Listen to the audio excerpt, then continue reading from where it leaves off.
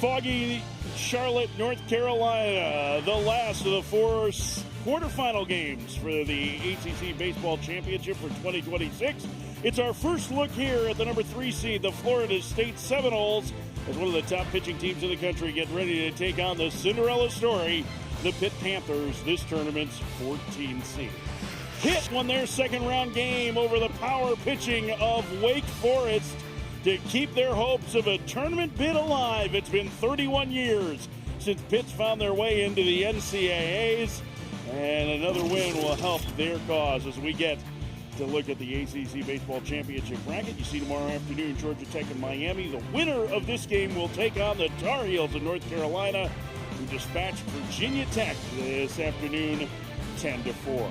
And we welcome you inside our broadcast booth here at Truist Field in Charlotte with Gabby Sanchez. I'm Mike Farron. Rain may have delayed this one, but we're fortunate we now get to see another great pitching staff, and Florida State led by the ACC Pitcher of the Year, Wes Mendez. Yeah, there's nothing really bad that you could say about Wes Mendez because he's absolutely fantastic on the mound. He has done everything right. A 201 batting average against. How about a 284 slug against him? You don't see that with starting pitching. A 556 OPS.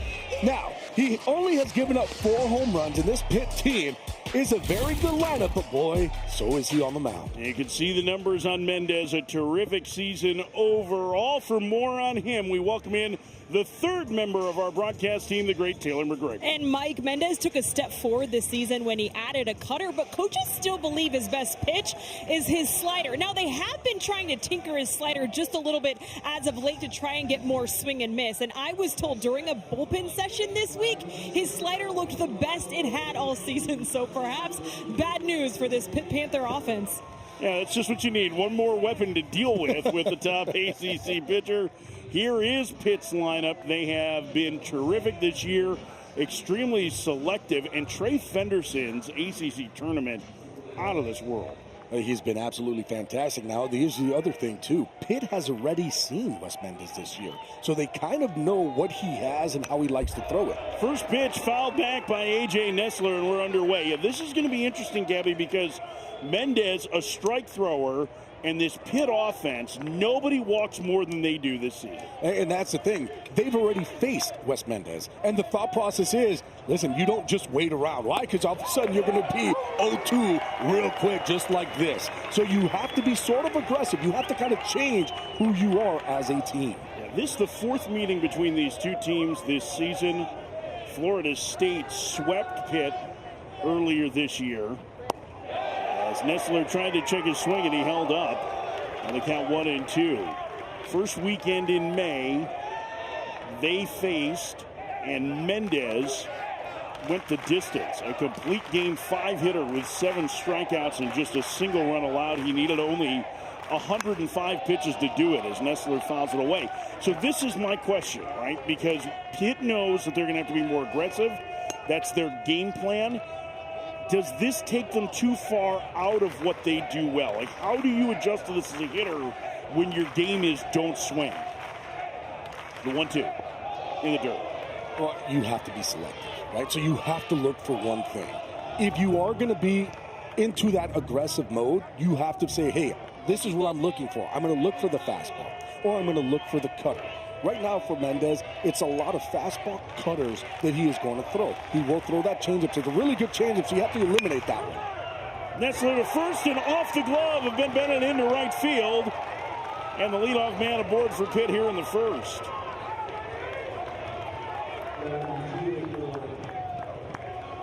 the Panthers have the leadoff man aboard. We'll wait to see how that's scored. Yeah, this one here for Ben Barrett, you've got to get yourself in front of this one. You could have, right? You just take one step, you get that ball in front of you. As a first baseman, that's what I was always taught. You're at first base, you try to put your body in front of that baseball. If you knock it down, you're still able to make that play at first. But if you're going to play it off the side, there's a lot of chances that all of a sudden it's going to kick off your heel and get to the outfield. Ben Barrett was a pitcher only until about 3 weeks ago, and now is at first base. This is the spot that Florida State has had a tough time filling this year because of the injury to Miles Bailey. Their all-world first baseman who broke his leg in the Saturday game of the Duke series. But Barrett has swung the bat well. It's just a little different spot for him playing defensively, and I'm sure, even though he was a first baseman in high school, that there's some work that has to be done there. As the ball gets away from Carnes, the catcher, and Pitt has a man in scoring position with nobody out in the first. Yeah, Wes Mendez, I mean, look, the ball's going to move a lot, and that one there, Carnes he missed. That's all you could say about it. He went, all of a sudden the glove didn't turn the right way, ball gets behind him. That should be a pass ball. And now Pitt has a guy in scoring position. It is a pass ball. Caden Doolin takes a strike in the count 1-1. Doolin had a terrific season this year, an all-ACC performer. A junior college transfer a year ago. You see the OPS near 1,000, and he bunts. And it's a good one. It's going to be a tough play. Offline, and it gets away. Hustling home is Nessler, and Pitt has a 1-0 lead.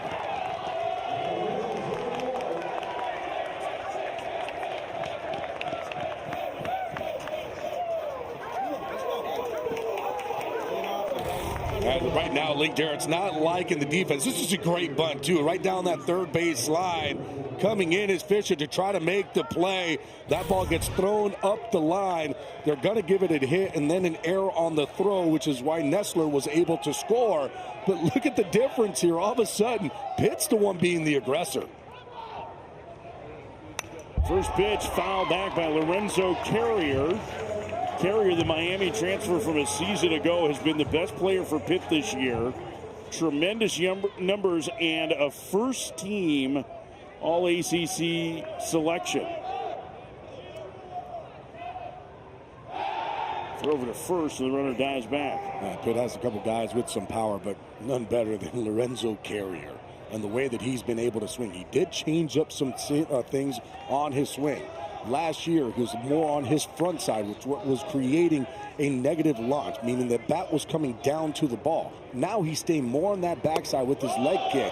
That's creating that angle to get the ball in the air. Because he is so big and strong, now all of a sudden these balls are leaving the ballpark. Okay, let me ask you a little bit about that, because we hear an awful lot about swings that are more geared for getting the ball in the air. We hear about the old school way of swinging down on the ball. Like, what's different about what Carrier is doing, or what's different in your mind about the terminology that exists? Well, here's the thing. When you're heavy on your front side, just think about your body being over the barrel, so you're going to be swinging down. With Carrier, it's the opposite. His front side is coming down, but the weight is staying on that backside. So when he's hitting, all of a sudden he's able to get underneath the baseball. So the swing path itself is more up. It doesn't mean that he's trying to lift. It doesn't mean that he's dropping his back elbow or back shoulder to get the ball in the air. It's just the swing path alone, rather than it coming down, it's giving it that upward trajectory. So it's matching plane with the pitch is the key for Carrier. Check swing, he went around. Carrier down on strikes for the 7th time in the tournament. And all of a sudden, Wes Mendez is like, well, I guess I'm going to have to take care of this myself. A really good slider. I mean, the depth of this slider, the way that he's throwing it, where it starts to where it finishes, and Carrier can't hold up. Taylor McGregor told you about the work that Wes Mendez did on it so far. That pitch looks pretty good. That's a lot of action to it. Kai Wagner, transfer from Northern Colorado, stands in. He chases a high fastball. It's 0-1. And that's got to be the thought process, too, when you're facing a guy like Wes Mendez. You're either going to get a fastball, you're going to get a cutter, but you got to try to keep him up in the zone. The last thing that you want to do is go down, because then you'll start to chase that changeup or that slider in the dirt. Outside, 1-1. Pitt, the 14 seed, won their opener over Louisville. 16-8 victory. They beat Wake Forest, upset them to move into this quarterfinal round. There you see Trey Fenderson in the on-deck circle, who has been their best hitter in this tournament. Not their best over the season, but in this tournament he's been outstanding. A transfer from Presbyterian with a 7 RBI performance against Louisville. Couple more hits the other night against Wake Forest. Takes low. It is Wagner in the count 2-1.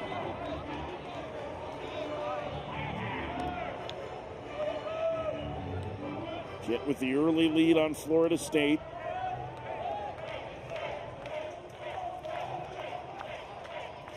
Dueling the lead and the pitch. A strike on the outside corner and the count 2-2.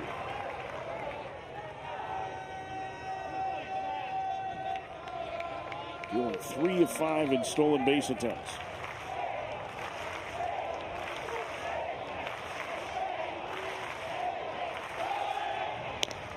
First and the runner back. We had both fan bases clapping in unison there. Either that or those guys behind home plate in FSU garb were just getting into it because the Pitt fans were. 2-2. And the count goes full. Well, they've made Mendez work here in the first. Remember, 105 pitches in a complete game the last time out. It'll be a 20-pitch inning. And here's the thing, they haven't changed really anything, right? The only thing is that Wes Mendez is just having trouble throwing the ball over the plate. Toss to first and runner back. There was a delay of a little bit more than 2 hours between the games. This game was originally scheduled to start at 3 o'clock Eastern. Both teams had about an hour to get ready.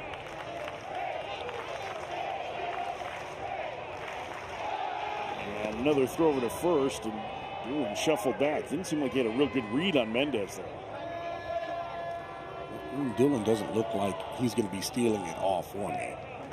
It's a lefty up to lefty situation. I don't see them going here. Well, my question is, does he go on a hit and run? He does, and that one popped fouling out of play. You're trusting Wagner to put a ball in play there and not the strikeout, because that jump would lead to a double play, because he was very, very late on that jump to second base. So it's that read of trusting that your hitter is going to be able to put the ball in play if it's a strike. Well, does not strike out a lot. Upstairs, ball 4. And that'll bring up Trey Fenderson, who's had the big tournament for the Panthers. Go back to the game against Louisville. A pair of home runs, a 3-run shot, and a grand slam that really iced things for Pitt.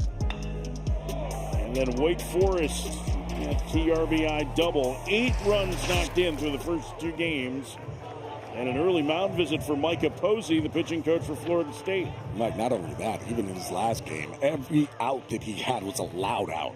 Every ball that it seems like he has been hitting has been barrel.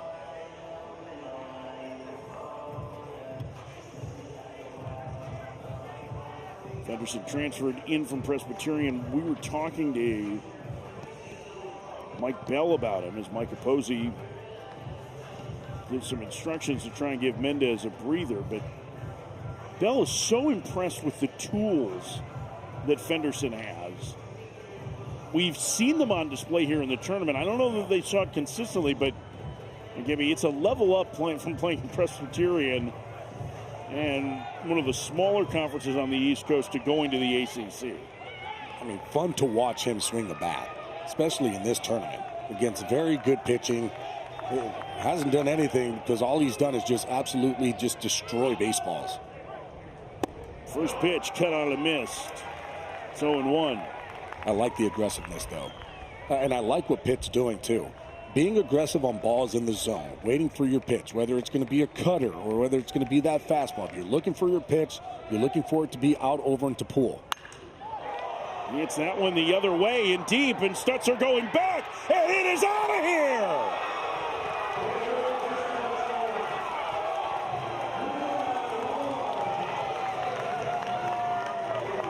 Trey Fenderson, his 3rd homer of the tournament. And Pitt is stunning the ACC Pitcher of the Year. It's 4-0 Panthers in the first.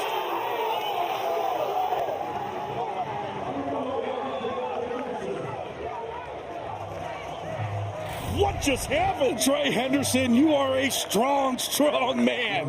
Being able to take this pitch opposite field with ease. That's just an easy swing.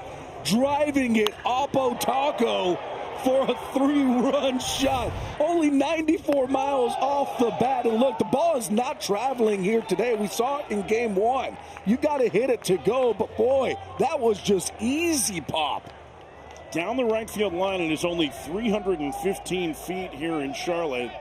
That ball 328 feet, and Pitt is stunning Florida State here in the first.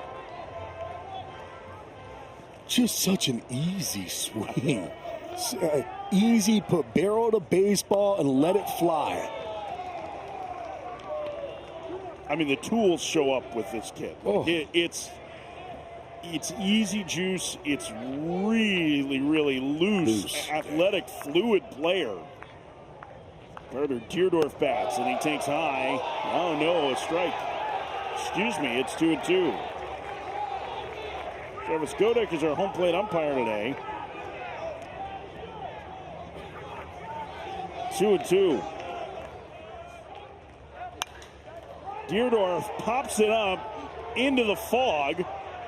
Coming in and making a running catch is Stutzer. 2 outs. It seems like a very unsettled first inning here for Florida State. Yeah, you're Wes Mendez too. I mean, it didn't start off the way that you wanted to either. Nestler ends up getting on an E3. Doolin ends up getting a bunt. Looks like a play that could be made. Throw up the line. That's going to be an error. Run ends up scoring. Then all of a sudden you give up a 3-run homer. Mendez only allowed more than 4 runs once in an outing this season. You have to go back to March 20th in a loss against NC State. But he has been largely dominant this year. Transferred in from Ole Miss a season ago. He is energetic. He is confident on the mound. He is the kind of guy that I would guess, Gabby, you love to have as a teammate, but you hate to compete against. He's a bulldog on the mound too, and it almost seems like it was unfazed by that home run. Pitch number 30 of the inning in the dirt, and the count 2-1. You know, with Mendez, it looked like he just stayed in attack mode. Gave up a home run. He was like, all right, whatever, give me the ball back and let's go. I mean, you're going to give up some home runs in this ballpark. Oh, yeah. Especially as a fly ball pitcher. 2-2. Sebastian Pisacreta at the plate. He is the guy that hits the ball the hardest on the Pitt roster.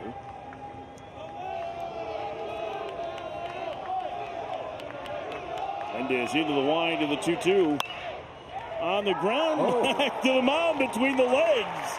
Mendez with a nice play to end the first. That went right for Mendez, but not much else did. Some leaky defense.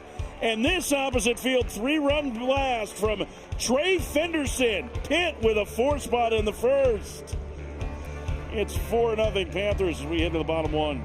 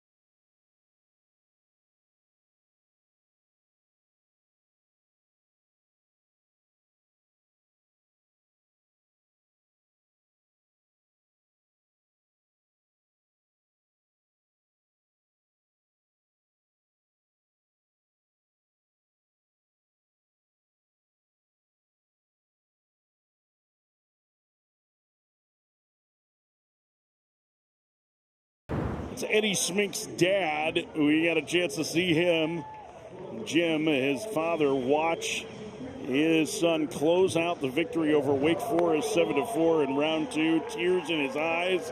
And now he gets to see Eddie Smink start the quarterfinal game and one of the biggest games in the last 3 decades for Pitt. And I realize that sounds hyperbolic, but man, when you haven't been to the NCAAs in 31 years, all of these games in the ACC tournament are huge.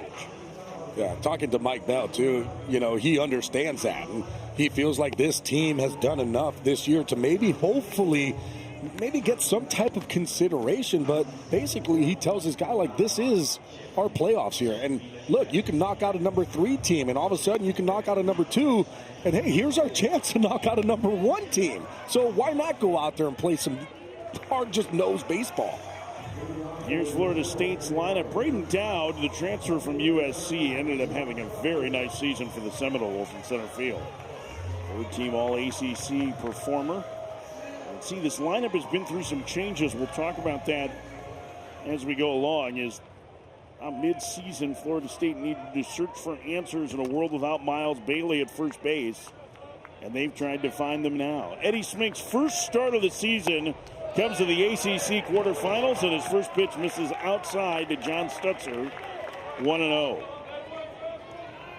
John Stutzer, Atlanta area native, really big tools. Getting to start in right field today. And he hammers one past the third baseman Wagner into left field for a base hit. And if you're Florida State, that's what you need to do. You have to have an answer back inning.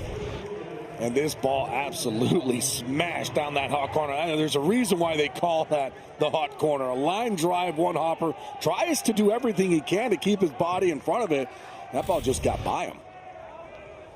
You're saying it's not called the hot corner because it's always in the sun? That's interesting, actually. I never thought about that.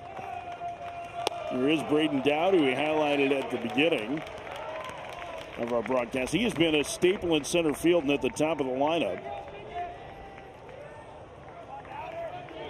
See Dowd's numbers overall. A very good season for him for Florida State. Next offering a strike. It's 1-1. We mentioned earlier Florida State lost their star first baseman Miles Bailey to a broken leg, and trying to find a way to put this lineup together has been a bit of a challenge for Lincoln Jarrett, but they seem to have found a better run over the last 6 weeks. After they got swept at Georgia Tech, Gabe Frazier went into the lineup at shortstop. Cal Fisher had already moved back to third base. Link kept tinkering and tinkering and tinkering with different formations until he found this one. The Ben Barrett edition at first base. And now they're starting to get a little healthier, too. Chase Williams has been out of the lineup with an oblique injury. He's back in left field. That takes one of their hottest hitters, Brody DeLamalura, and moves him to a DH role. They also have Nathan Schmela available today. The catcher has been sidelined. He and Hunter Carnes had been splitting time behind the plate and at DH this year. So starting to get a little healthier even with Bailey out. The other key guy, and we'll talk more about this later for Florida State, who has been out, is their top reliever, John Abraham, who's been arguably the best relief pitcher in the country this year. There is no replacing Bailey. There is not really anybody that you can get to replace Miles Bailey with the power that he has and how he plays first base. One of the better defensive first basemen in the league. That one to the screen, and Florida State has a man in scoring position with nobody out in the first.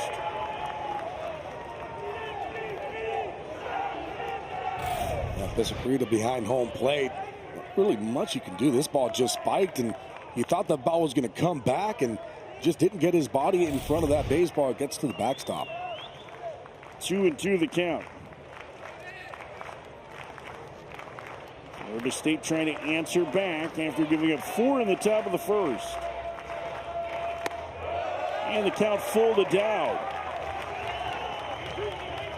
This is not your typical power-laden lineup for Florida State, but the last thing you can do is give them extra base runners if you're Pitt.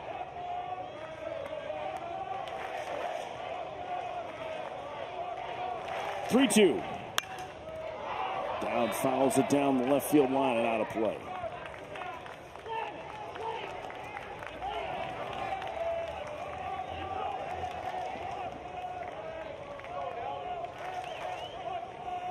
Smink, the transfer from Stony Brook.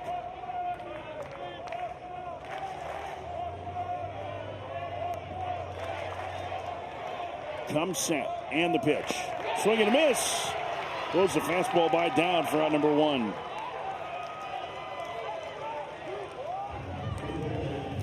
Well, part of what's helped Link Jarrett establish his lineup is the fact that his 3-hole hitter, Brady DeLamielleure, has been red hot since mid-April. Brody told me this is thanks to a stance change that happened right before the Notre Dame series. He said, I used to stand pretty together, but look at how wide he is. He said it's uncomfortably wide. Now, coaches brought photos of Albert Pujols when he was with the St. Louis Cardinals and said, look at the way Albert does it.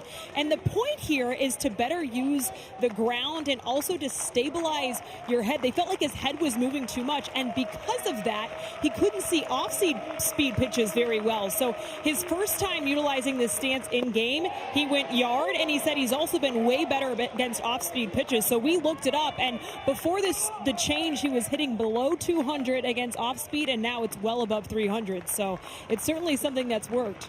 If there's somebody that knows about a wide stance, it's got to be me who's sitting next to you, partner. Because I will tell you, I also did the same exact thing with Albert Pujols, and I also had that wide stance. And all that's going to do is it's going to limit your move, right? You're already basically set up in the power position with your back leg.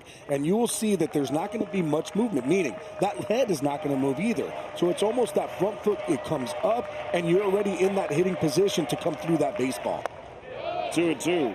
Okay, so we've got DeLamielleure who has done that, right? Yep. He's spread out. We talked about Lorenzo Carrier the first, who needed to add a bigger leg raise, kick. But both to the same result? It is. And all it is to one is to steady yourself. The other one was to get into that back leg.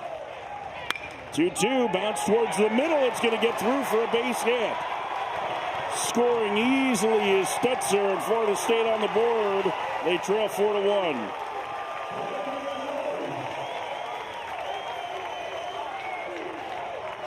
See, no head movement. You're able to stay on the pitch, and Brody DeLamielleure delivers.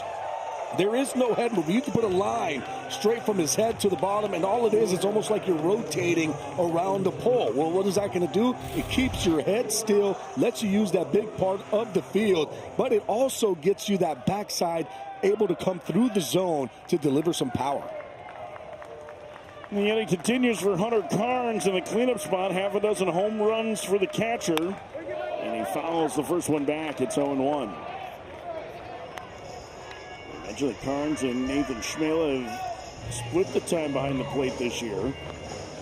Carnes is a sophomore from a perfect game All-American, very highly touted recruit, and he's gotten better and better in his 2 years in Tallahassee. And the count 1-1.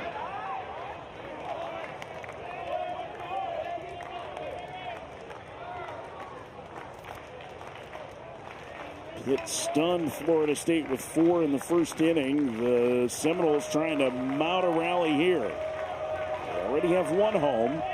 Runner Bluffs going from first. Swing and a miss and a changeup. Count 1-2.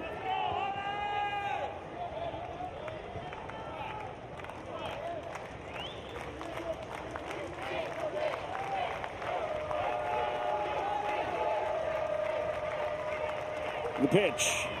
Swing and a miss. Back-to-back right-on-right changeup for out number 2. Oh, I love a right-on-right changeup, and I feel like it's not utilized as much as it should be. Smig, well, he's got a good one. It's a sinker, a changeup, and they're going to tunnel off each other. And, boy, it just drops off the table at about 82 miles an hour. And, hey, Pops loves it. A little sigh of relief at the end there for his dad. 2 outs for Ben Barrett. Barrett has been a pitcher and now moved into the role as a first baseman, the senior. Taking batting practice a couple of weeks ago. Link Jarrett liked what he saw, and they didn't really have much to lose.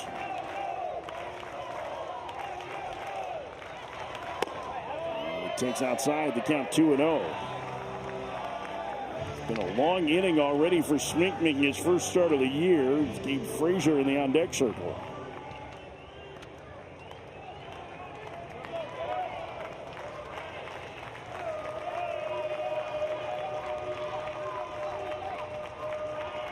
Instead of the 2-0, a toss to first.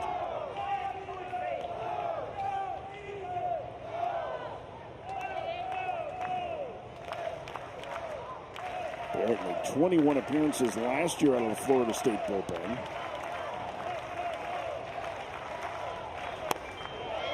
He takes a strike in the count 2-1. He was recruited as a two-way player.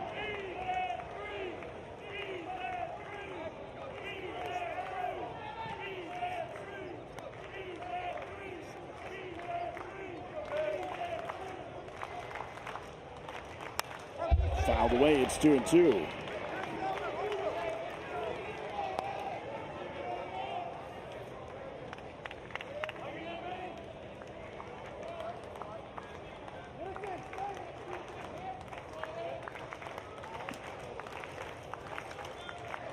He gets the lead from first. 2-2. Check swing roller foul. Just did get a piece to stay alive, did Barrett.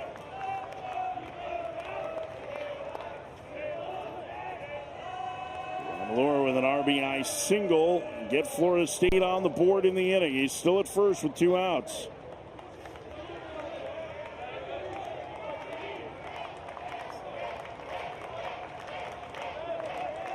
Pitch number 25 of the first for Schmink. Swing and a miss. Gets him on a slider, and he does strike out the side in the first, but Florida State gets on the board. And you can see Jim Schmink, getting behind his son. 4-1 Pitt to the second.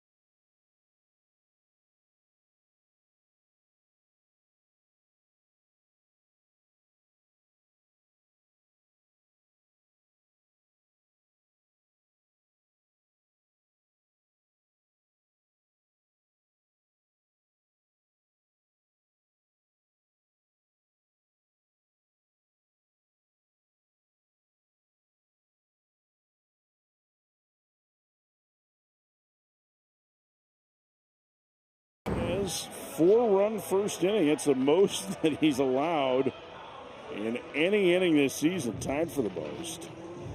Now the question is, how does the ACC Pitcher of the Year respond? Especially with the threat of more rain in the area.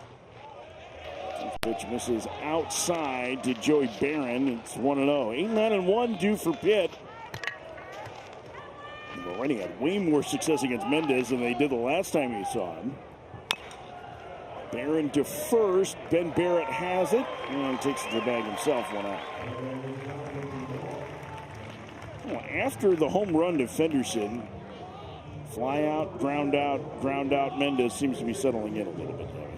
Hey, look, there's only so much that Wes Mendez can do. So he's getting out there. He's throwing some good pitches. You know, there was a couple missed plays that ended up leading to a run, and then all of a sudden just one ball up gets hit for a home run. So for him, it's just understanding, okay, this is baseball, and this is a new inning here. Well, and the other thing is, it's not like Fenderson absolutely annihilated the home run either. Right. I mean, it was a good swing. Yep. He let, Mendez supply the power, and he just barreled the baseball. Outside, the count 1-1 to Mason Legenza. Freshman started to see more time at the end of the season for Pitt because of an injury to Derek Tarpley Jr. This is an immensely talented player. And he chops it towards the middle. It's going to get through for a base hit. Lagenza kind of filling the role that Ryan Zuckerman did a couple of years ago for Pitt, the now Georgia Tech third baseman. It's interesting, Gabby, I always thought because he had so much power, Pitt spent a lot of that season hitting him at the bottom of their lineup, and they're certainly doing that too. Feels like a little bit to take the pressure off of the young hitter. Look, when you all of a sudden, it's a mindset, and certain players feel certain pressures if they're hitting either up in the lineup or middle part of the lineup. To take a lot of pressure off of it, it's just like, look, we want you to just go out there and use your ability. We're going to put you in that 9-hole, and now all of a sudden you do have a very good hitter in that 9-hole that can all of a sudden start a little bit of a rally when you're in the bottom of the lineup. Talking to Russ Kanzler the other day, former big leaguer who is a coach at Hazleton Area High School and also a travel ball coach, and he had Lagenza, and he said even as a preteen, when Lagenza showed up on the field, everybody was like, who is this guy? Bobbled by Frazier, and everybody's safe. Florida State's defense already with 3 errors in this game. Here's the thing, too. This is playing on a new field, and this ball not hit softly either. It's 97 miles an hour off the bat, but this field is going to play a little bit harder. And the ball is going to bounce, and it's going to shoot. And that's kind of what's happening right now to this defense. They haven't seen these type of balls off the ground. And really, too, when you kind of look at the grass is not a thick grass. It's a lot almost like a, golf grass where that ball is just going to slide on it. So you have to be ready for a ball that's going to be hit on you, that's going to be kind of slicing off that grass and coming at you hard. It's a great look at the fairways here next to the trap. This would be a nice fairway. Truist Field National. On the ground is short. A second chance for Frazier. And they'll turn the 6-4-3 double play. And the inning is over. Just cost Mendez a couple more pitches. But a routine 6-4-3 double play. Well, second chances here for Frazier. Ends up making this play. That ball even came up on him a little bit, but calling back to Barrett for the double play.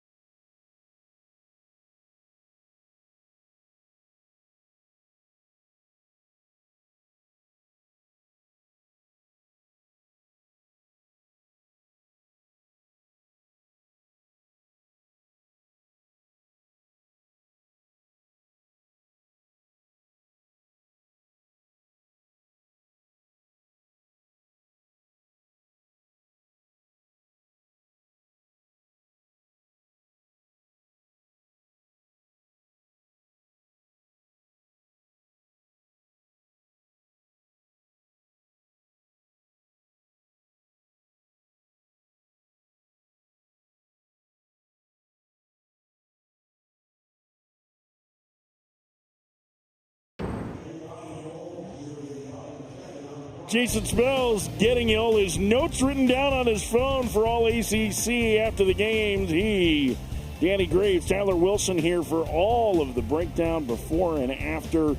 You can watch it on the ACC network as soon as we're done and on the ESPN app. Eddie Smink back to work for his second inning facing Gabe Frazier.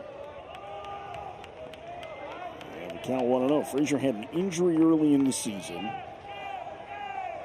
and then was trying to fight for playing time. Desperately was trying to get into the lineup, but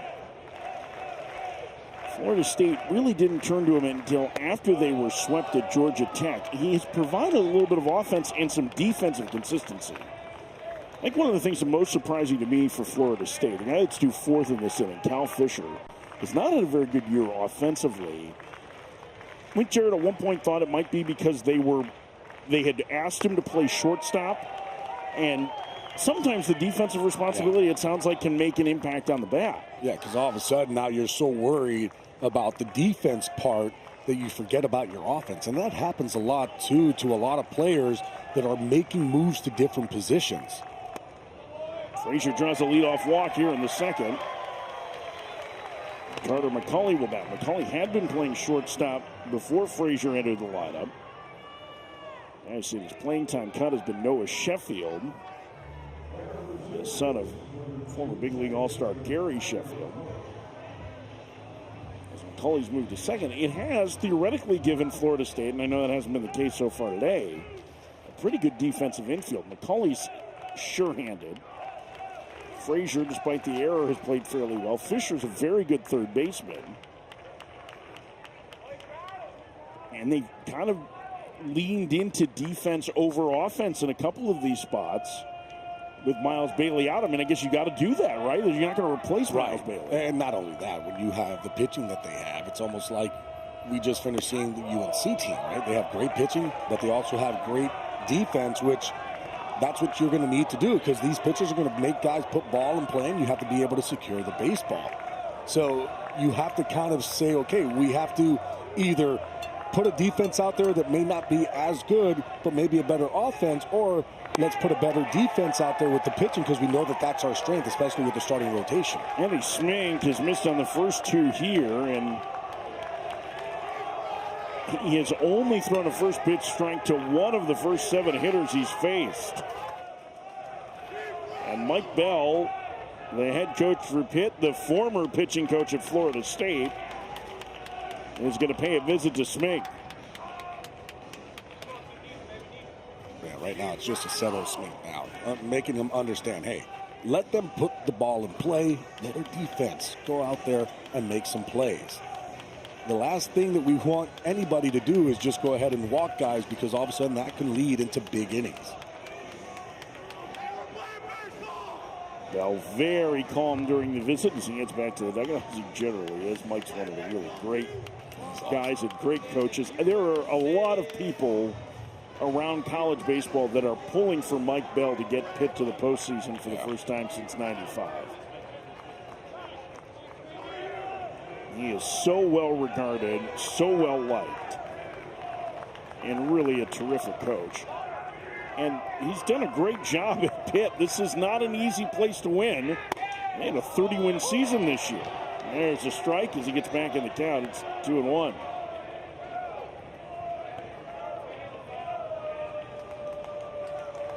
As you see, 32 victories this season.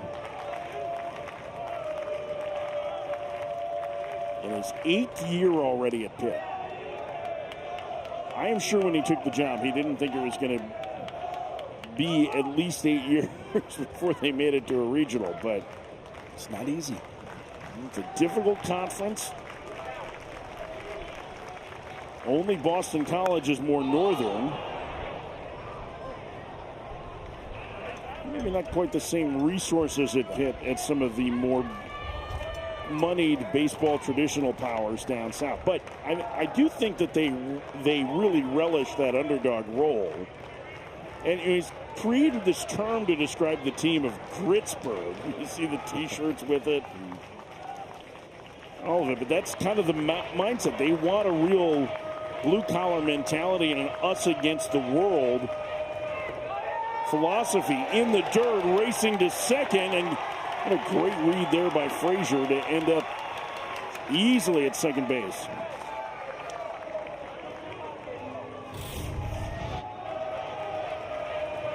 You gotta love the anticipation. Realizing, okay, what pitch could be thrown. And if all of a sudden from that side view, you see that trajectory working its way down and you know it's gonna hit dirt, you go ahead and take off. That was a beautiful read. Swing and a miss. McCulley down on strikes for the first out. 4 strikeouts for Smink. Yeah, just good old number one, going right after him, top of the zone. We've seen a couple of those already for Smink. Just utilizing that fastball, top of the zone, let it rip. Chase Williams has been dealing with an oblique injury. He is back in the lineup today. A speedy switch hitting outfielder. His numbers have started to tick up in the second half of the season. First pitch, he squares the bunt. A ball to throw down to second. Secreto trying to keep Frazier close there at the very least. Williams, a fascinating player. He plays the game like he's playing football. It is reckless abandon. He has incredible speed. He also is coming off major shoulder surgery that impacted his ability to work out in the fall, and so he's just now getting strength back. I kind of liken it to what happened with Cam Cannarella at Clemson. Yeah. Their star, remember, he didn't have a great year last year, but second half of the season started making more consistent hard contact. That's kind of what it feels like with Williams, getting away from the surgery. Yeah, same type of situation where all of a sudden the exit velo wasn't really there, and it took a while to get the strength back to all of a sudden start powering these balls into the gap and over the fence. And Chase Williams the same. I mean, we saw him playing last year with a whole entire brace around that shoulder that wrapped around that he had to use to be able to just play the game. So it showed us, too, that he was a tough kid. Swing and a miss at the high heater, and the count 2-2. Well, at least he didn't react negatively to that big swing. You wondered about what it was going to be like in that first one back from the oblique issue. He's back to the pitcher until there's just before he has to face him. The 2-2, foul back. I love what Smink's doing too, right? Throwing that elevated fastball. Right now, Florida State being aggressive on that elevated fastball. And what does he keep doing? Just climbing the ladder, just throwing a little bit higher and higher and higher until all of a sudden FSU is going to take. And then we'll break down the breaking ball, and he'll throw that curveball down into the ground, basically just tunneling those two pitches. Way outside. And the count 3-2.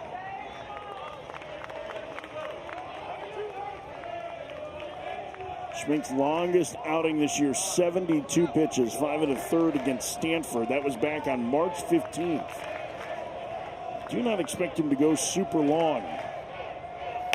Swing and a miss. Williams down on strikes. That's 5 strikeouts for Schmink. And 2 outs here in the second. He's recorded 5 outs all himself with strikeouts. And a lot of them have just been utilizing old number 1. Just that fastball going right after these FSU hitters. 7 swings and misses through the first 42 pitches for Schmink. 2 outs to the number 9 hitter, Cal Fisher, the Wisconsin native. First pitch, and he swings and lines it to third, and the inning is over. Leadoff walk, man left to the third, 4-1 pitch.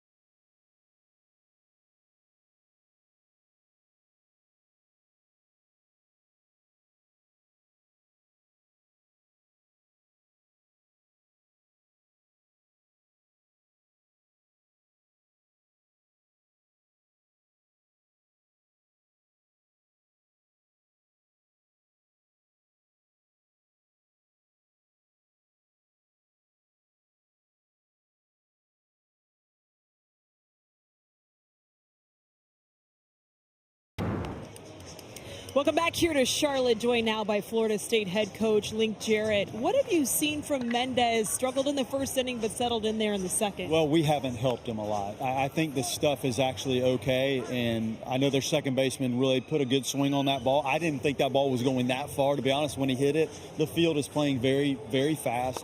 They didn't water it in hopes that the rain we're going to get would almost take care of the water, so it's playing really quick. But I think he's throwing the ball okay. You know, obviously we got to get into this thing and scratch and claw, and Pitt is playing really good baseball right now, so we've got our work cut out to come back. Coach, you lost one of the best players in the country in Miles Bailey. I know he's at home watching right now. What do you want to say to him? I miss the big grizzly bear. You know, he's such a dynamic personality, and might have been a Golden Spikes winner. Nobody can say that he wouldn't have been. Just the way he goes about it, the hard work, and the power, the management of what he's done, the at-bat. You know, the sky's the limit. He'll be back, but it's unfortunate that he is at home. Thank you, Coach. Mike? Taylor, thank you. Talking a little bit about Miles Bailey there, the star first baseman. I mean, we spent a lot of time talking about Bailey last year, Gavin, because we watched him in real time reshape his body. And everybody agrees. Not only is he an immensely talented hitter who, and I believe this is the technical term, hits the snot out of the ball, but he clearly has a really special work ethic. And by all accounts, an absolutely tremendous kid. And it was heartbreaking watching that game against Duke and the injury. You know, that was a back and forth game where Duke was playing really well, and it was a one-run game, and he tried to advance on a play at second, and the slide, his leg just stuck, and it was a really difficult moment, and then followed up, oddly enough, by there was a medical emergency in the stands in Tallahassee, and so the game ended up being delayed about a half an hour, and Florida State ended up winning the game. They lost the next day, and then they had to try and find their identity again, and they've done a pretty good job of that. Look at the numbers without, and to me, listen, they were a middle of the pack, at least in league play games, offense with Bailey. Yeah, but look at that OPS. It's significantly different. Yeah. And it's just, it's one guy, right? You need other players around it. But it's one big guy. Yeah. Like that, you're talking about the power for this team. And not only that, a guy that can easily change a game with one swing of the bat. Also, you're talking about a really good defensive first baseman. So you're taking away a really good defensive first baseman. You're taking away the best pure hitter on the team and saying, okay, now go win a baseball game. Like, it's not easy to do. And what Miles Bailey was doing, especially this year early on with FSU, look, Link is not wrong. He could have been up there for the Golden Spike Award, especially the way that things were rolling for him. Inside the count, 2-1. To Kai Wagner, the third baseman. Pitt with 4 in the first. They still lead Florida State 4-1 here in the third. Now, when we were talking to Link before the game a little bit about Bailey, I mean, he talked about how special he thought he was. And he said, you know, this year, maybe he could have hit 40 home runs. And in that ballpark, I wouldn't discount it. That's a good park for a lefty to hit homers. I mean, I think you see Tate Davis hit 34 home runs this year, right? Like, that's where that number comes from for him. But, I mean, he was going to play in Charlotte for the ACC tournament, too. He's got another half dozen here. Mendez with back-to-back strikeouts. And speaking of home runs, and Charlotte, Trey Fenderson is third of this tournament. I'll tell you this. Trey Fenderson does not want to leave Charlotte at all. He's like, wait, where can I sign so I can play in this ballpark all year long? Because this is fun. Here's the thing about the home runs, too, is that they're all multi-run homers, right? It was a 3-run homer and a grand slam in their first game, and now a 3-run homer. He's knocked in 11 runs in 2 games and 2 2/3 innings. What a performance from him. Oh, been fun to watch. Bouncer foul. He is from Spanish Fort, Alabama, which is just on the other side of Mobile Bay from Mobile. Misses, we count 2-2.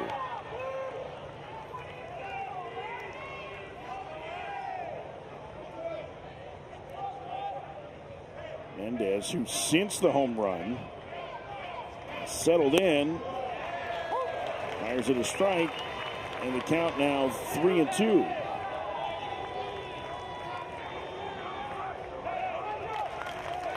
2 outs, nobody on, top of the third. 4-1. The Pitt Panthers leading. The pitch on the ground and through. Another hit for Trey Fenderson.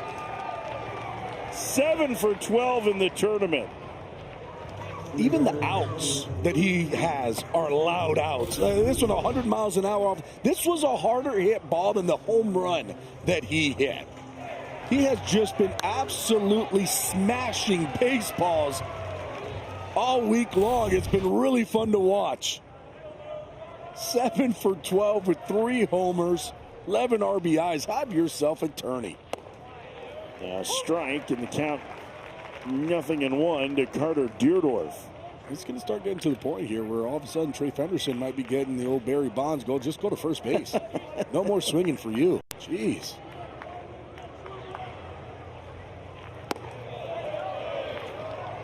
And this is high to Deerdorf, the West Georgia transfer. Outstanding performer. We've just been notified that the record for RBIs in this tournament is 13. Whew. Mike Murphy in 1985 for Maryland. Nice play by McCulley, and he throws it away. Racing to third, Fenderson, no throw. It'll be a hit and a throwing error. That's the 4th error already on Florida State. And all of them on their infielders. Yeah, I mean, McCulley tries to make a play here. And you heard Link Jarrett, too. They didn't have to water the field, so it's going to play very, very fast. Tries to make an exceptional play. Can't come up with it. Ends up throwing it over. And Fenderson's able to go from second to third. That's a tough one because you're trying to make this play happen. Sometimes, though, as an infielder, it's better to just get that ball and put it in your back pocket. Nobody in the conference hits the ball harder than Pisacreta. Of course, he taps one foul very lightly after that. 54 miles an hour. You're very good at that today. Thank you. Yeah, I am the jinx. You see the 4 errors. Every single infielder with 1. They're playing as a team. Here's the 0-1. Upstairs, the runner goes. Deerdorf a late run and an awkward throw to second at the last minute by Carnes. Maybe you just start to eat that, though. There's got to be a situation there that I think somebody got something wrong, and it looks to me like it might have been Carnes because Carnes just get it. And I don't know if maybe he was trying to hold up as he was making that throw and just couldn't, and it released. But, boy, that could have been very dangerous. 1-2 the count to Pisacreta. And now a big pitch with 2 in scoring position.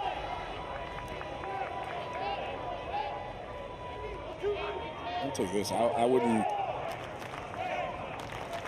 I don't think, but it could happen easily where Link Jarrett will bring the whole entire team in, especially that infield, and say, hey, we need to do something here, fellas. We got our number 1 on the mound. We need to be able to take care of this baseball. Everybody relax. It's a new game. Don't worry about the errors, and let's play ball. Yeah.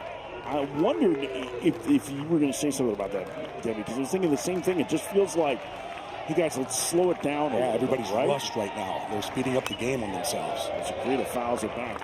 If not anything else, outside of the first inning, right, so far, Mendez has managed it okay, but it is costing him pitches as well. And remember, Florida State is still likely without John Abraham, who is available, but just threw a flat ground for the first time yesterday, dealing with an oblique.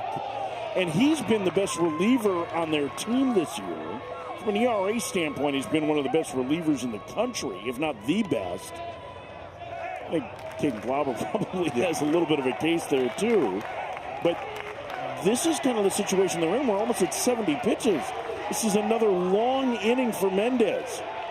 2-2. Breaking ball fouled away again. Well, it's been an interesting day for Florida State and an interesting week. They got here early, and then today they show up to the ballpark, and the game was delayed. If you're wondering if they're tight, they're not, because before the game there was a QR code on the scoreboard. They were scanning that and then sending in their own selfies because they all wanted to see themselves on the board.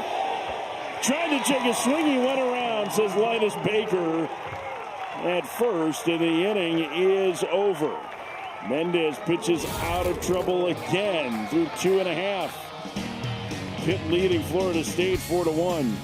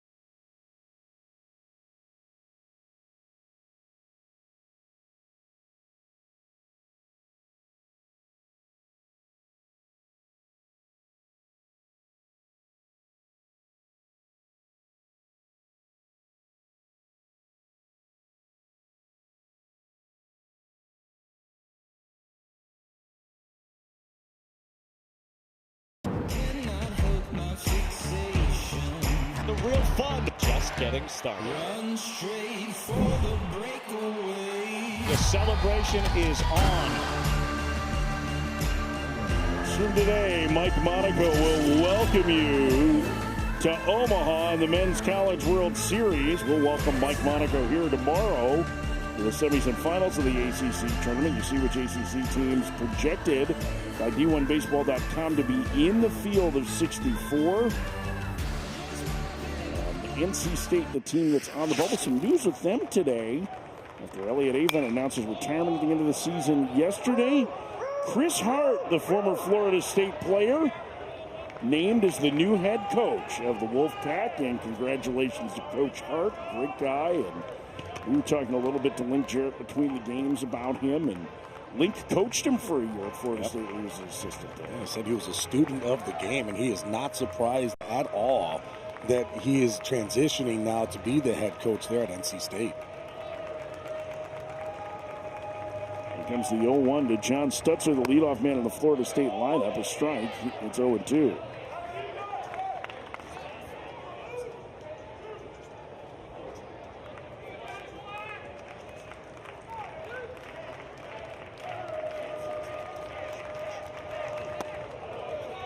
That one misses high in the count 1-2. By the way, that projection that we showed you, that was updated today from D1Baseball.com. That's the group, Kendall Rogers, Aaron Fitt, Mark Etheridge, who take a look at that and try to predict what the committee is going to do. And listen, they're not perfect. Right. They're not perfect with seeding. I would say they generally get 15 of the 16 hosts right, and they tend to get 63 of the 64 names. So you get down to those last couple. Seriously, I mean, I think that's pretty good. That's very good. The 2-2. Stutzer takes high, and the count is full. And one of the issues that they face in doing this now is that with the mega conferences like the ACC and the Big 12, all the Power Fours that have 16, 17 teams in like the Big 10, the conference schedules are unbalanced, and a lot of the precedent that we have for these tournaments has changed and is changing. Stutzer down on strikes. Leadoff man gone here in the third. Let's take a look at the bracket here in the ACC Baseball Championship, and you will note that for a third consecutive day, game times have changed. Tomorrow we'll get started at 11 a.m. Eastern, Georgia Tech and Miami, and then at 3 Eastern, North Carolina, and the winner of this game. Again, there is a threat for much more rain tomorrow here in Charlotte.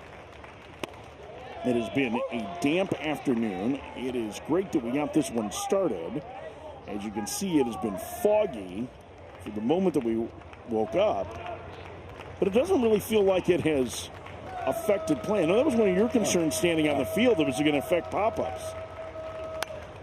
Fouled away by Dowd. And kind of 1-1. Just walking over, you kind of look up and you're like, oh, it's a hazy sky. The fog is out there. All of a sudden, the ball goes up.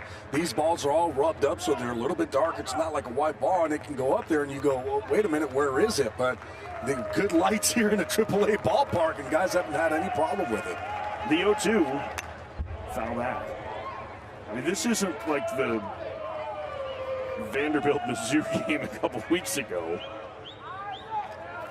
where the fog was so thick that they couldn't see whether or not a ball was a home run or a ground rule double. And But if you haven't seen it, go look at the video, and you won't be able to see whether it was a home run or not. and the fog has not been getting thicker. And it's not low. It's a little bit higher up. And it's cooler. It is. It's significantly cooler. That is one of the things that I'm not too mad about. No. The first couple of days here, woo. Let's put it this way. I thought it was going to be so hot I didn't bother to pack a pullover. I packed the pullover and I left it because I did not realize it was going to be this chilly. I regret that decision. The count remains 0-2. I will bring my pullover tomorrow, I'll tell you that.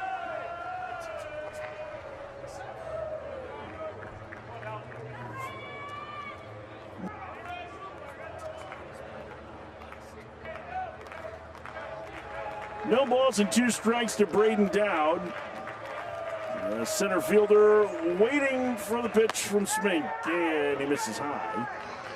1-2. And I love Smink, too, because he just continues throwing that fastball. Here it is. Go ahead and hit it. I'm going to be at the top of the zone. See if you can get on top of it.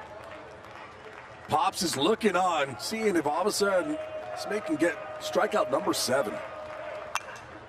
He gets down to pop it up. Instead, into the fog.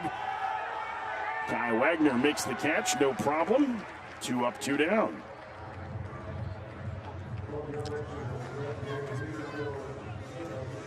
I think Smink has done a nice job setting down 5 in a row now here. His pitch count getting high enough that you wonder how much longer he'll be able to go. And will the tension be better or worse for his dad, Jim? Well, I don't know if Mike Bell's going to want to take him out at any point. A strike. I mean, look, if you have a pitcher who's rolling and cruising, I feel like, yeah, you might want to have somebody ready just in case. But if your pitcher's going out there and he is just collecting outs, you're going to let him go as long as possible. This is not an easy tournament. 1-1. They do have somebody ready in the bullpen. Joey Cinciamino is standing around. The glove tucked under the right arm is the international symbol for if you need me, I'm good to go. Lammeleur takes a strike. It's 1-2. We will probably find out more about what Mike Bell's plan is with Eddie Smink as he approaches 60 pitches when he visits with Taylor McGregor, excuse me, not Taylor Bell. But Taylor McGregor coming up after this half inning. The 1-2. Just missed. Smink wanted it. Yeah. I mean, look, he's been throwing it to the top of the zone the whole entire game. And it seems like Pops wanted it. Oh, come on, give it to him. Oh, my God. Every pitch is joyous agony for his father right now. The 2-2. Swing and a miss. 7 strikeouts for the senior. And Pops is proud. It's about the breaking ball. Taylor McGregor will talk to Mike Bell about their pitching plan next. Let's see if Eddie Smink's dad has more thoughts on it.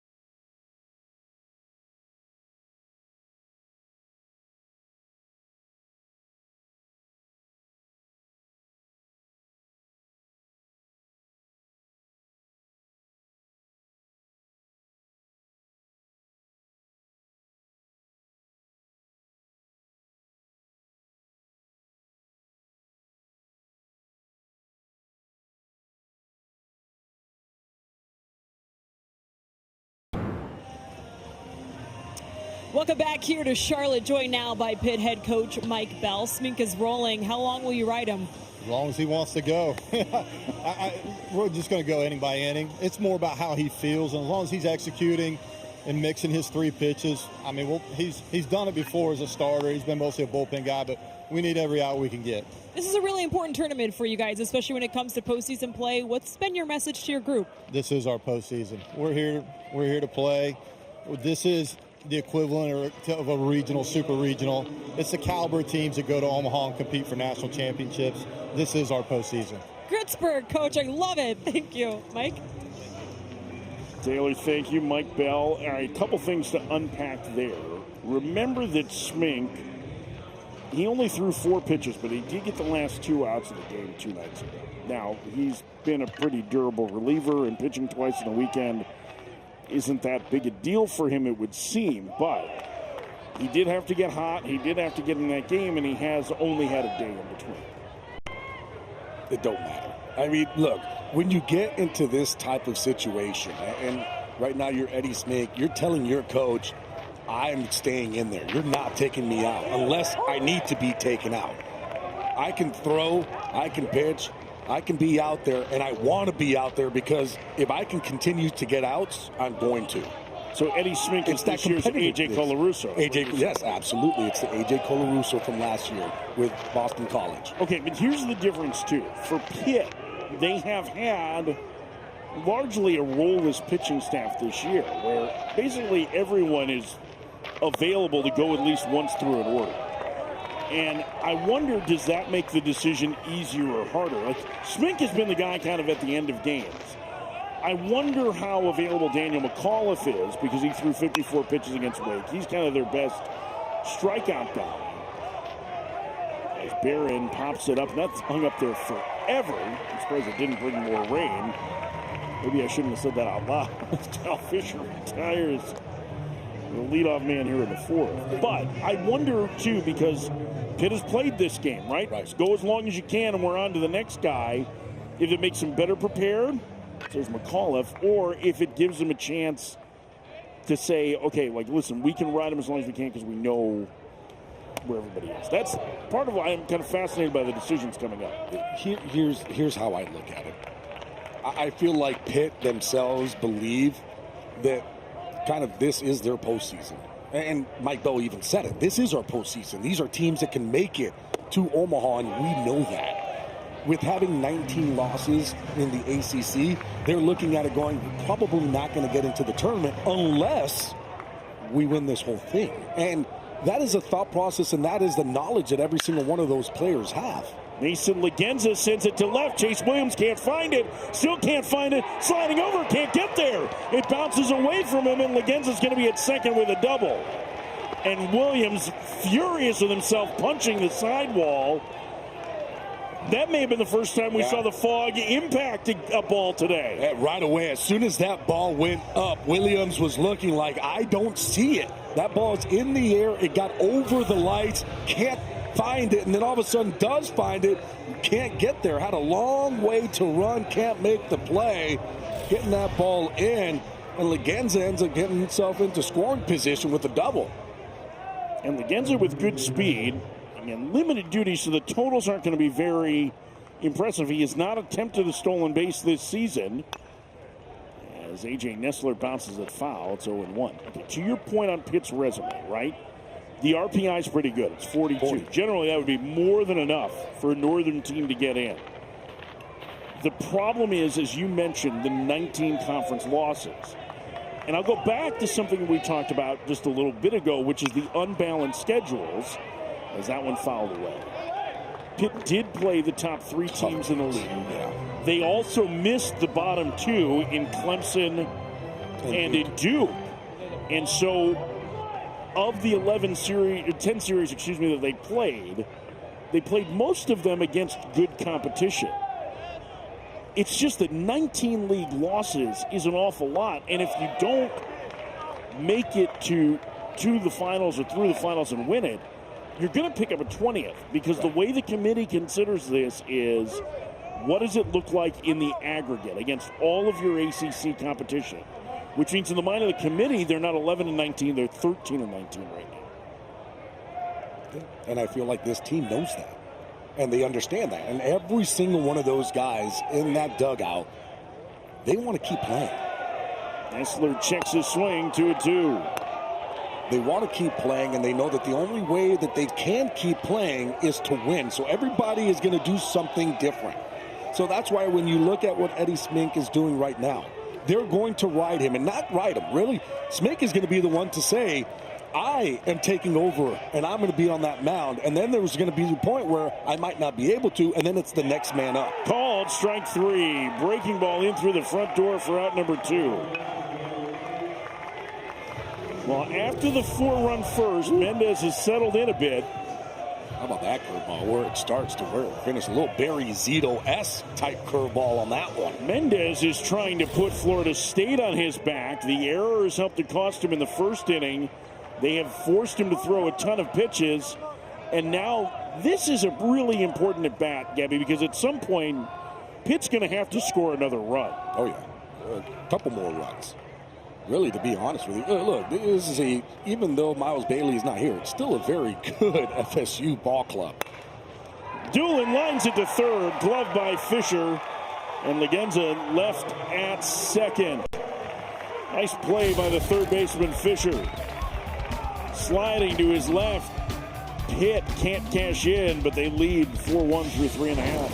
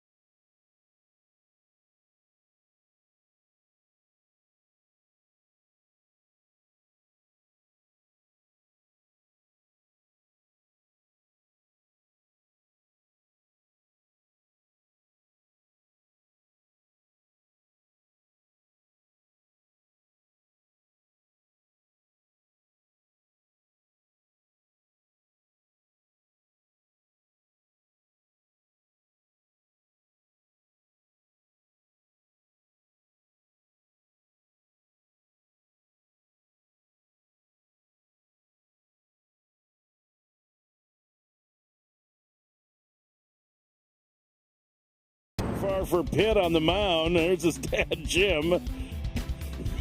Every pitch has been a reaction from his old man. Hugs from the Smink fan club. His dad's so emotional watching him close out the Wake Forest game and living and dying on every single pitch. How about the Florida State fans sitting right in front of him? Is he recording the whole game? It's up there. Man, that is so sweet. Eddie Smink back to work. 7 strikeouts for him. Look at that. 7 punch-outs at 12 batters faces, only 5 in the last 41 he'd faced. That's incredible. Sometimes you just kind of get something that you never thought that you had, right? That you're going to just reach in and go, hey, I know what this team needs. We've been battling all year long, and I'm going to give everything I have. And you have performances like this. Now, okay, so I realize that this is challenging to ask a former professional athlete, but you have kids. Yes. Right? And your kids are athletes. Yes. On the ground, a short backhanded by Doolin, the leadoff man gone here in the Florida State. 4th. Is there an anxiety level for you when they're competing? And if so, when does it happen? Like, you've got a basketball player in your family, right? So when she's competing, what are the moments that give you anxiety? Every moment that they're out there playing. Because you want to help, right? You want to jump in there. You want to do stuff. You're yelling out, certain things. I have one that does gymnastics, and then you get it when they're on the bars and you have a little pit in your stomach because you're like, oh, please just don't get hurt, right? Like, just finish your routine. I don't care who you are as a parent. I'm more proud watching my kids perform than when I was performing. And I know that my parents are the same exact way when they saw me play. But I have to think that the anxiety level ratchets up with something like, he's doing okay right now, but if there's a base runner on, oh boy, you start to get on the edge of your seat. All of a sudden, there's going to be a shift. You start to sit up a little bit more. It is fun to be able to watch the parents of these kids competing at high. Oh, my mom was a nervous wreck every single time that she was watching me play. In high school, in college, in the professionals, in the big leagues, it didn't matter. Nervous wreck. Fouled away, it's 2-2. You notice that he's hugging people between innings, but nobody's sitting with him right now. When Eddie Smink closed out the game the other night, Jim had to go stand on the railing behind everybody else to watch. Tears in his eyes, watching his son close out. Everybody just get away from me. Let me spread out. The 2-2. Fouled back again by Ben Barrett. But you know what? Every parent that has, not only an athlete, you can have somebody that is on Broadway or whatever it is, they're always going to have that nervous pit for their child. Doesn't matter what it is that they do. Would you say that pit attacks you like a panther? 2-2, fouled away. Thank you. I would say I'll be here all week, but that's not the case. I have been here all week. You can tell. Much to chagrin. 2-2. Another bouncer foul, and Barrett putting together a very good at bat. So Link Jarrett going back to Barrett's freshman year. He was recruited as a two-way player at Florida State. Remembered some of those early swings. I got to get this guy in the cage. We're going to see what I have. And so after not being a position player for most of his career, he's been a pitcher only since 2024. Ben Barrett's now the first baseman and rocketing one down the left field line. It's an extra base hit. He's into second with a one-out double, and Florida State threatening here in the fourth. Snaps a string at 7 in a row set down by Smink. Well, that ball was hit extremely hard. 109 miles an hour off the bat. Got the changeup. It stayed up, and boy, that was rocketing down that left field line. We've seen a lot of swing and miss off that changeup. That one did stay up. That changeup has had a bunch of action. It's a Vulcan split changeup. It's in between the middle finger and the ring finger, and that's the way that he grips it. You're going to have a lot of action working its way downward. That one, though, got a side of it a little bit, so it's going to stay up. Ben Barrett got all over that one. First pitch misses up high to Frazier. It's 1-0. Chase Cribble has joined Joey Cincinnino in the pit pen. This is now the longest outing pitch-wise for Smink this year. He went 5 1/3 against Stanford, but needed 72 pitches to do that. The 1-0 to Gabe Frazier. Swing and a miss. Boy, that's nasty. That looks like a curveball, but it's not. It's a changeup. And the action, you can see the Vulcan split in the glove as he's throwing that, and then the action of that pitch as it's coming out looks like a fastball and just dives straight down. So that Vulcan means it's between the middle finger and the ring finger, right? Correct. Like, you have to have massive hands to be able to do that. You do. I'm not able to do that. You're able to spread out. Now, he doesn't throw it like a split finger in those two, so there is some space in between. But the only way that works correctly is if you're able to have that certain space and work your way down like a split. Another changeup on 2 hops to second, and Fenderson will throw out Frazier, 2 gone.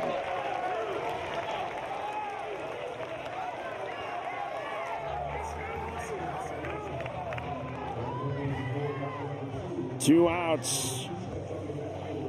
Carter McCulley, the hitter.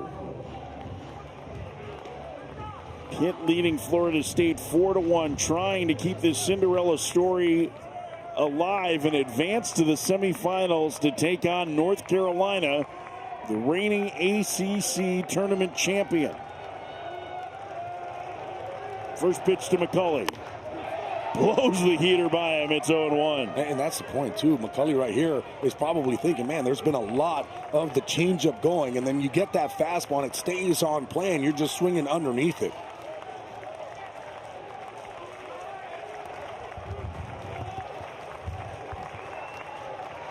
The 0-1. Check swing foul. It's 0-2.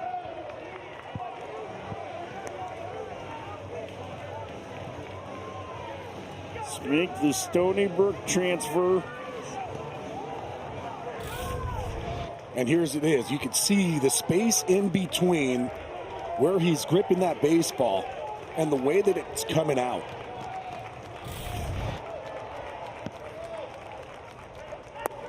Missed way outside with that breaker. 1 ball and 2 strikes. Smink was the Coastal Athletic Association Pitcher of the Year a season ago. His dad, a former football player at Westchester. The pitch upstairs, it's 2-2.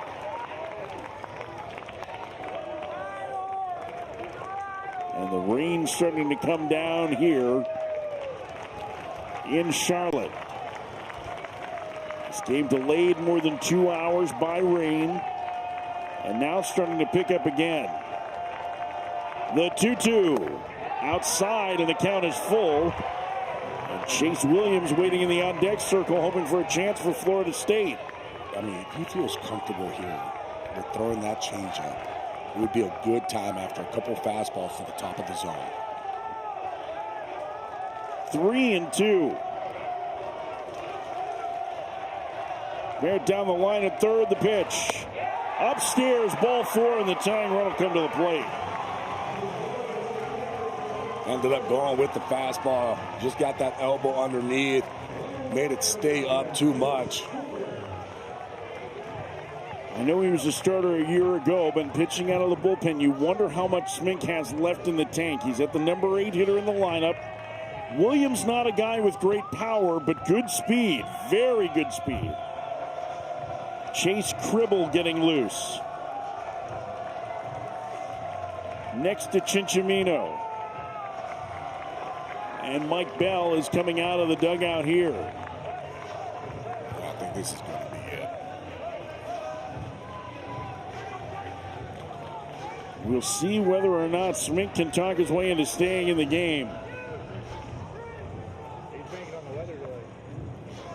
Once you start to see those fastballs start to elevate, he becomes more of a thrower than a pitcher. We're kind of starting to see that, where that elbow is starting to drop a little bit, and now that fastball is not going to play the same. But, oh, Mike Bell covering up the mouth. And Mike Bell knows more than us about his players. So let's see what he does here.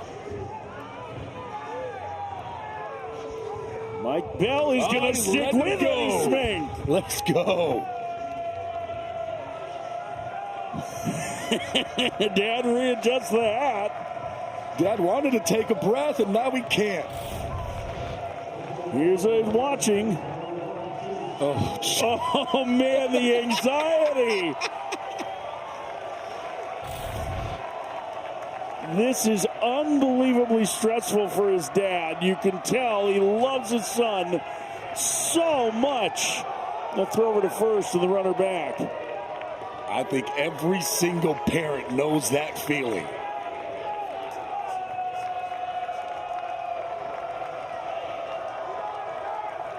Four-one Pitt tying run at the plate. Williams without a ton of power. No home runs this year.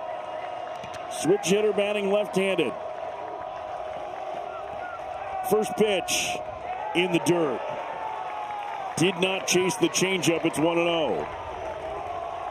I wouldn't be surprised, too, if all of a sudden Florida State goes ahead and takes off with McCulley to second base. See if they can get two guys into scoring position. And Barrett, who doubled down the line at third. 1-0. Upstairs, 2-0, and starting to lose a little juice on the fastball as well.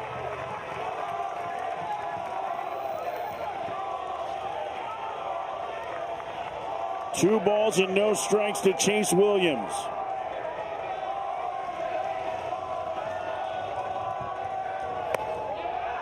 Called strike, top of the zone, outside corner. It's 2-1. Gets Smink back in the count. Florida State fans trying to get Williams to start this big rally. Jim Smink watching his son. The set, the pitch. Foul back, it's 2-2.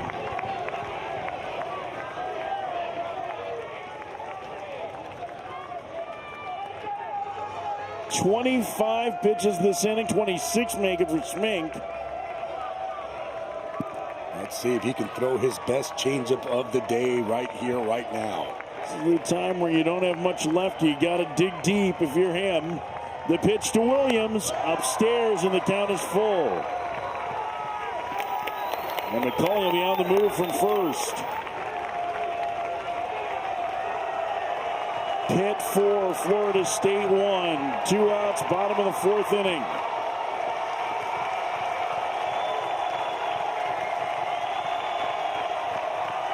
The pitch, inside, ball 4, and the bases are loaded. Third walk issued by Smink.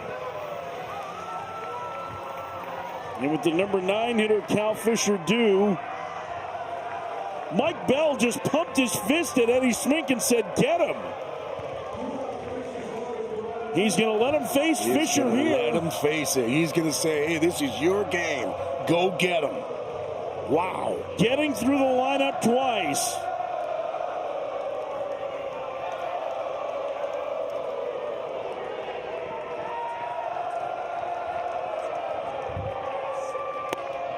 Pitch 90 is a strike on the outside corner, 0-1. Cal Fisher, 2 homers this year.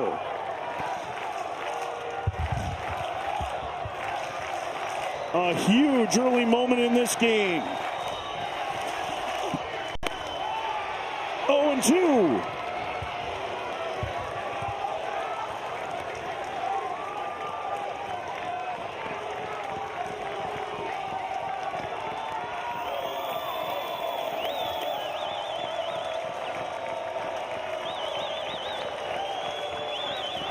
Time is called by Pizzicato. I don't know if he was having trouble hearing the sign from the dugout. Smink had his hand up to his ear, his glove up to try and hear.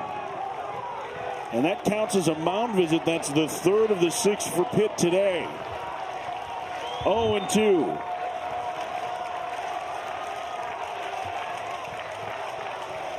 The pitch. Way outside, 1-2.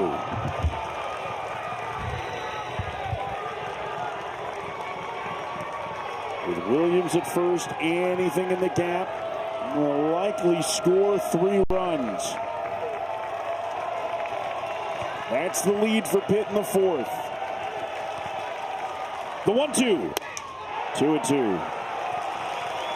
Twice to fastballs on the outside corner. It doesn't seem like he can get it to come back. Yeah, he's not getting it back right now, and you can tell. I mean, he's just throwing it. He's trying to get that last strike.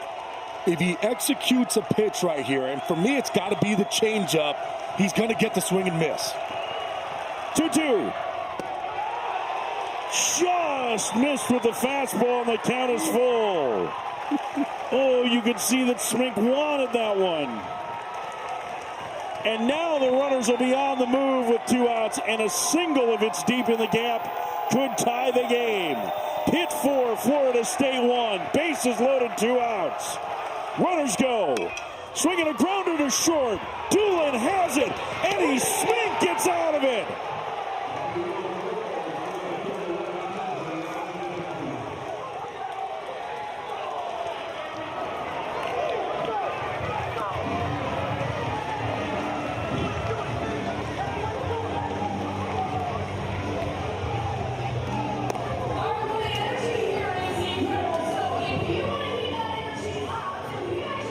Mike Bell's faith in Eddie Smink rewarded. And the right-hander is exhausted as he gets Pitt through 4. Much deserved hugs for a gritty performance. Wow.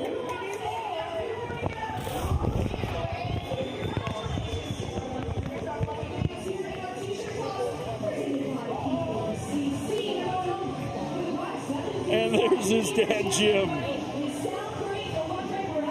And Taylor is with Jim Smink. Yeah, I'm with Jim and his wife, Julie. They just had an emotional moment. Can you describe the emotions when you saw that final out? Oh, he's pitching the lights out. The lights out so far. I mean, it's his dream. Sorry. He's doing well. My wife and I here, it's perfect. It's perfect. he's pitching well. He's been a closer all year, and they asked him to step up as a starter, and he's doing exactly what they asked him to do. I just feel the emotion of a proud dad. Can you describe what brings that up? I am. I mean, I coached with him and all through youth and up through high school. He was the high school quarterback and then point guard, so I'm also the pitcher. And all his coaches and all that are probably listening to this, but amen. What do you have to say to everybody at home, a parent who has been in similar positions as you? Keep going. Keep going. Give your kid every opportunity they can have, and be there for them. Encourage them and keep it positive, which I try to do with my wife and I, doing what we do. So I teach and coach, and my wife does too. What will you tell Eddie after this performance? His mother and I are very proud of him. So, and our family at home, which are all behind us. Everybody at home wants to know more about Eddie as a human being. You're the best person to do it. How would you describe him outside of the baseball player? His character is awesome. I mean, he's a loving son to my wife and I, and then we couldn't ask for anything better. He's a great athlete, and something we're very proud of. Well, thank you for this moment. Thank you for the interview. And guys, I'll send it back to you. Taylor, thanks. That is one proud dad. I can tell you got a little dusty in the booth up here, too. Certainly did. Man. Whew. Gotta love this game.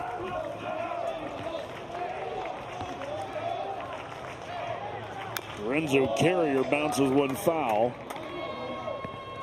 I mean, just the gutsiness. I mean, wow. That has got to be one of the best 4-inning performances you will ever see when you think about what's on the line. This is a guy who has not started a game all season. Granted, he was the CAA Pitcher of the Year. It's different, though. You're at Pitt. You haven't been to a regional in 31 years, and you're facing Florida State, one of the greatest programs in college baseball history, and he's given them a chance to pull this upset.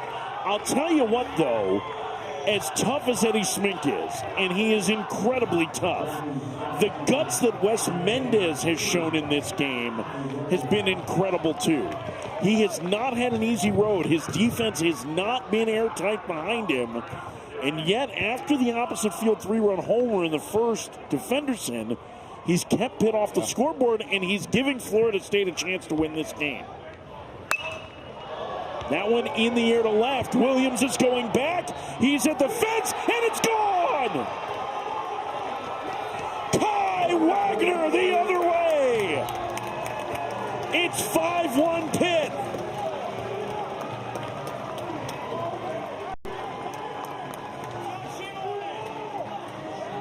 Mike, there is something to be said where a pitcher gets things going. Wagner lets this ball get deep. Barrels it up to left field. See if the ball gets over that yellow line. Oh, Gabby, it's going to be close. Top. Yeah, the question is, did it hit the bar behind it? But it certainly looked like it hit the top of the fence. It did, but Williams, to me, acted like that ball was a home run because it's not like he picked up that ball and threw it in. Well, he chased after it right away thinking it was in play and saw the Florida signal. State is challenging the home run call.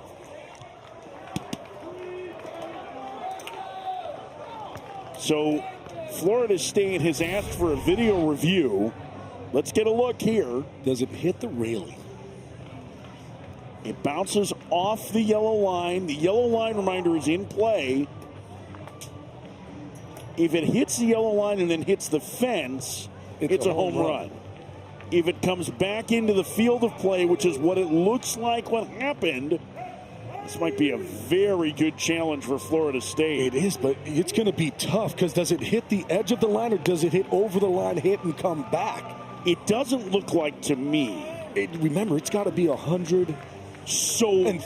Yeah, so we had a very interesting conversation between games because you may remember if you watched the first game today, there was a ball down the line that looked like it hit just the smallest bit of chalk on replay. And in talking to umpires between the game, what they told us was you have to be 150% certain to overturn the call. 150%. It was interesting listening to this story Does it hit the screen behind? And can you tell me that it doesn't? And look, Chase Williams, he goes and then he just picks up. Like he sees this. But if all of a sudden you see that as a player, you're getting the ball, you're throwing it in, and you're saying no, right? Like you are being dramatic of, hey, that didn't go out. That's not what happened there. And that's the only thing that makes me think that it must have done something else or hit something else and came back. It's tough to see from that angle.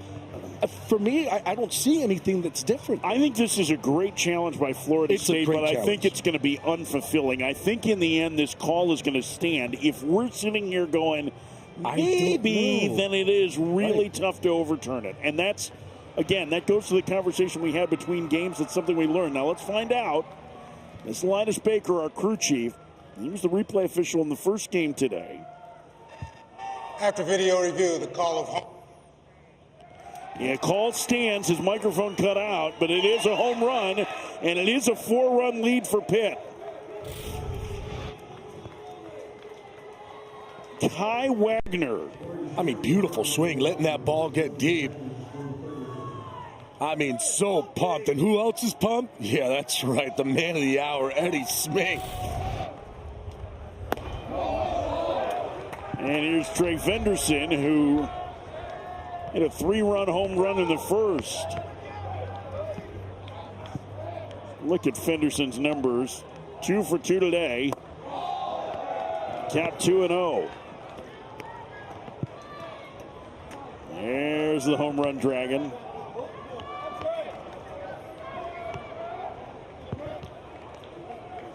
Here's the 2-0. Foul back. Going to count 2-1.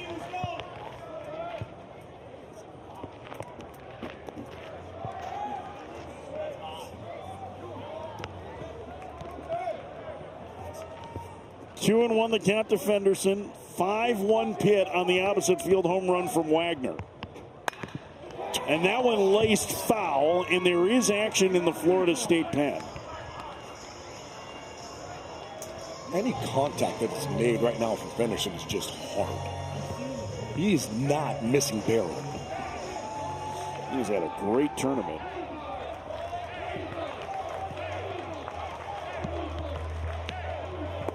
Swing and a miss.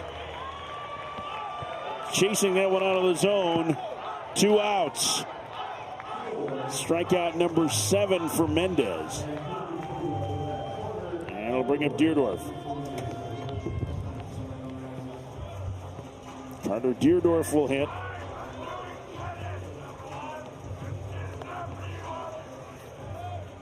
Deerdorf, infield single his last trip. Mendez approaching 100 pitches here in the 5th. And a strike. It's 0-1. Pitt almost certainly going to the pen for the top of the order in the 5th. They better at this point. They have the righty and the lefty loose.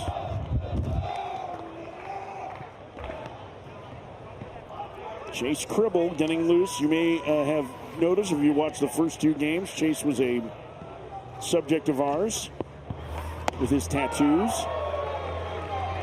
1 and 2.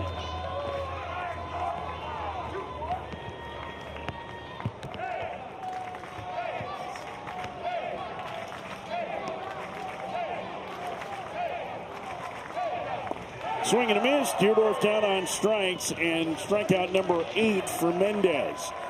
But Pitt tacks on thanks to Kai Wagner. Kai Wagner just builds off of what happened last inning. Momentum on Pitt's side with a huge home run. Eddie Smink, yeah, he loves it. Keep that offense going.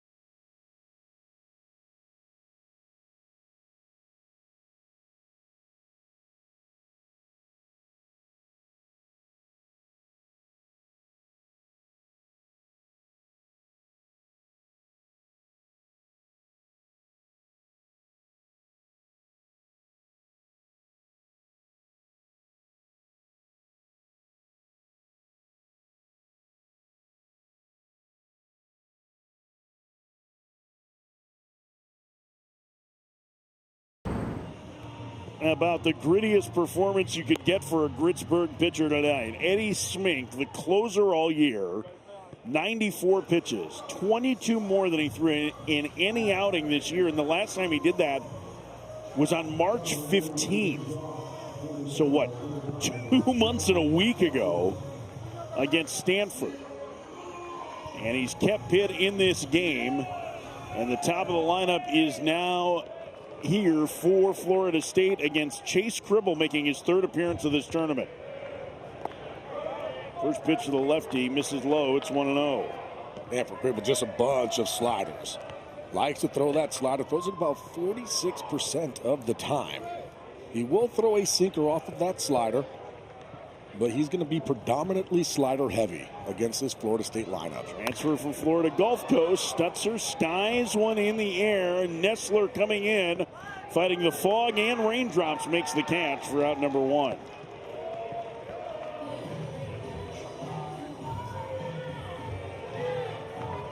One out for Brandon Dowd.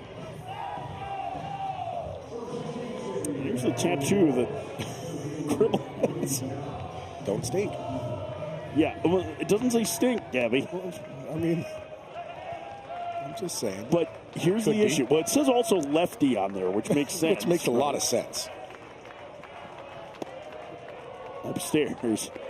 They're outside, excuse me, the count 1-0. The problem is that, like, you can't read see that. it, yeah. You got no chance of reading that one. You got to trust in that artist to do it right. More a message for somebody else, I guess. 2-0. Braden Dowd 0 for 2 today.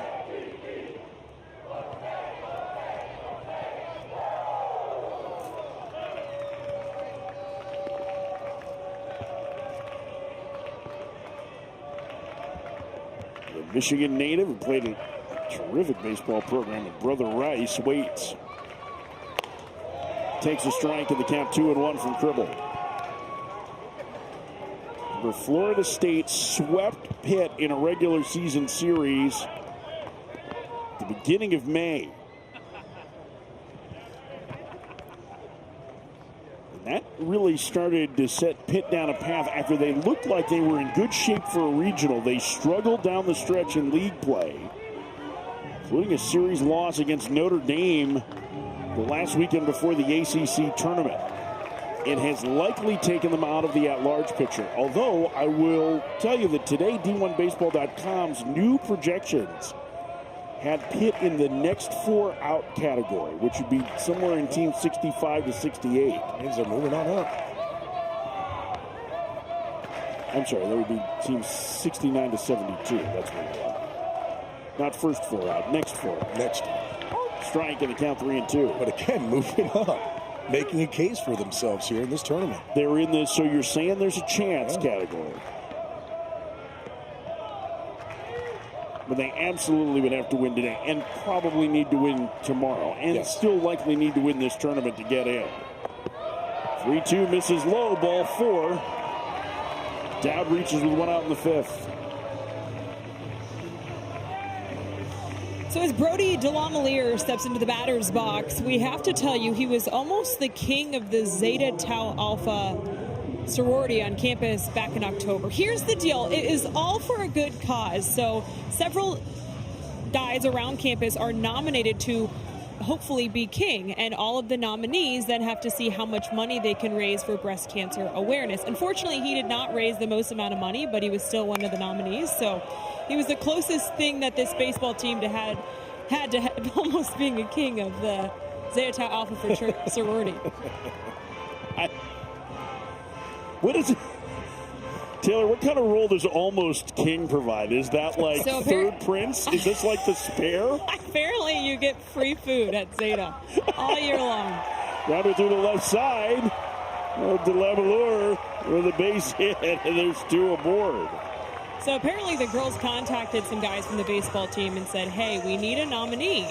And Brody was happy to oblige, put himself out there. And they had fun with it, and it was all, again, as I mentioned, for a good cause during October. I mean, that would be my Instagram picture if I was him. Yeah. 100%. Well, it was funny because I was asking him to send me some photos, and then I was like, wait, all of this stuff is on your Instagram. So his photos have already been seen. We just need to tell the story for a larger audience. Well, he didn't raise enough money to be the king, but I'm sure he felt like one for a day. Here's Hunter Carnes. Dribble falls behind him, 2-0. Carnes have a dozen home runs this year. Florida State needs a big hit to get back in this game. They've trailed since the first inning. They're down 5-1. They're strike 2-1. This game not nearly as important for Florida State as it is for Pitt, although if Florida State keeps winning in this tournament, it could put them in a position to be a top 8 national seed. The 2-1. And the count evens at 2-2. It's starting to feel like a big situation here in this 5th inning.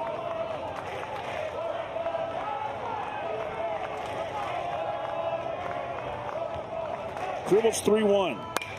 On the ground is short. Doolin a tough hop. He can't make the play, and everybody's safe.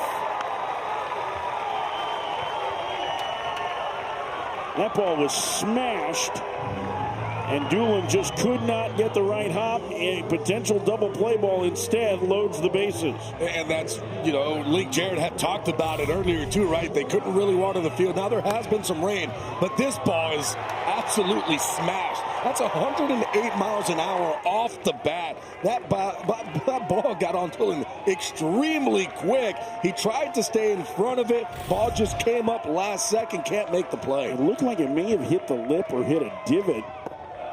Yeah, it came up last second on him. And ball 1 to Ben Barrett. Bases loaded. Barrett a double his last trip.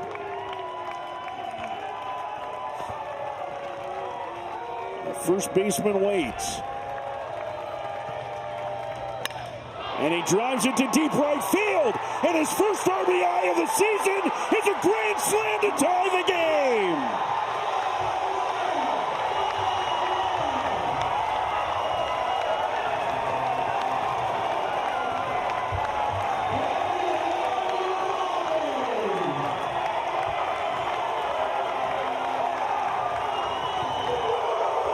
The former two-way player, who was a pitcher only for 2.5 years, has just tied things up for Florida State. What a swing. Gets the fastball, stays on it, drives it opposite way. 103 miles an hour off the bat. And just like that, this game is tied. Braden Dowd skipping around the bases. And Mike Bell on it to the mound. And he's going to make a pitching change here. Florida State with one big swing has tied it up. Cribble done, 5-5 the score. Today is unlikely hero day in the quarterfinals. First home run, first RBIs of the season. And just like that, how quick things change. Grand slam for Ben Barrett. We got ourselves a new ball game.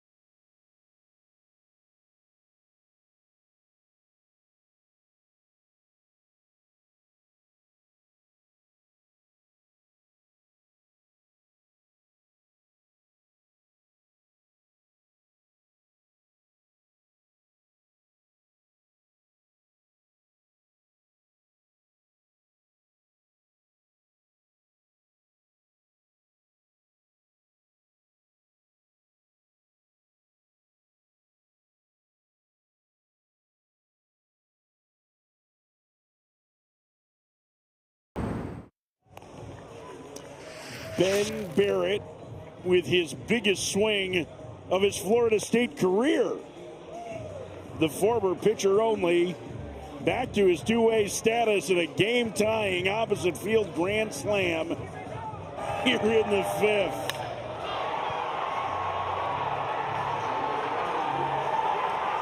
Two very happy Florida State fans out in right field as Barrett ties the game. Watch this. This is incredible. I mean, it's almost like a walk-off on that one. Everybody is coming out. I mean, I've seen super regional home runs that haven't had that kind of reaction. But, like, this is what this feels like to me right now, the way that this game is going. It's almost like this is a regional game and a regional final for Pitt. And the agony of defeat from Chase Cribble.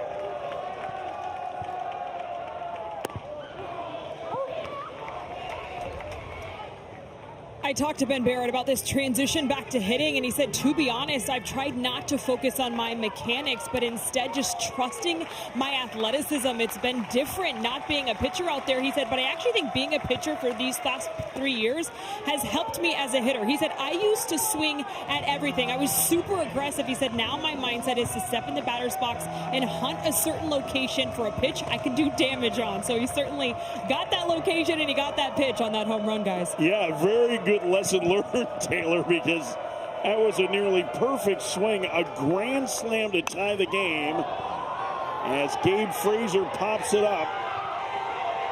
Fenderson makes the catch. 2 outs. Every pop-up that goes in the air right now is going to be met with a little bit of consternation. And now you're dealing with not only fog up there, you've got some raindrops hitting you in the face as you're looking up to make a play. Joey Cincimino on, Staten Island native. He's a cool story. He is one of a couple of players that Pitt has that started their career at Pitt, left to go somewhere else, and then came back. A strike, it's 0-1. He and A.J. Nessler fit that mold, their center fielder, but he was a medical redshirt in 2024, went to Monmouth University last year. And after he pitched well there, he got in the portal, and Pitt was willing to welcome him back with open arms. That one smacked through the right side, a 2-out single for Carter McCauley.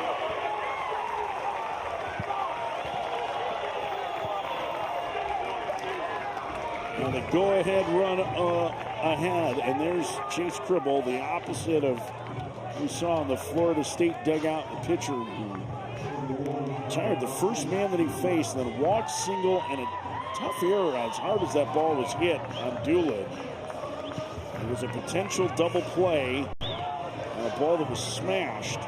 Doolin couldn't find the handle on it, and an opposite field grand slam ties the game off the bat of Ben Barrett. Here's Chase Williams. He walked in the fourth. Swing and a miss. 0-1. I tell you what, Cincimino has a good fastball. 92, 93 miles an hour. He can get up to 95. Also has a very tight slider that he throws off of that fastball. We've already seen a couple of those here today.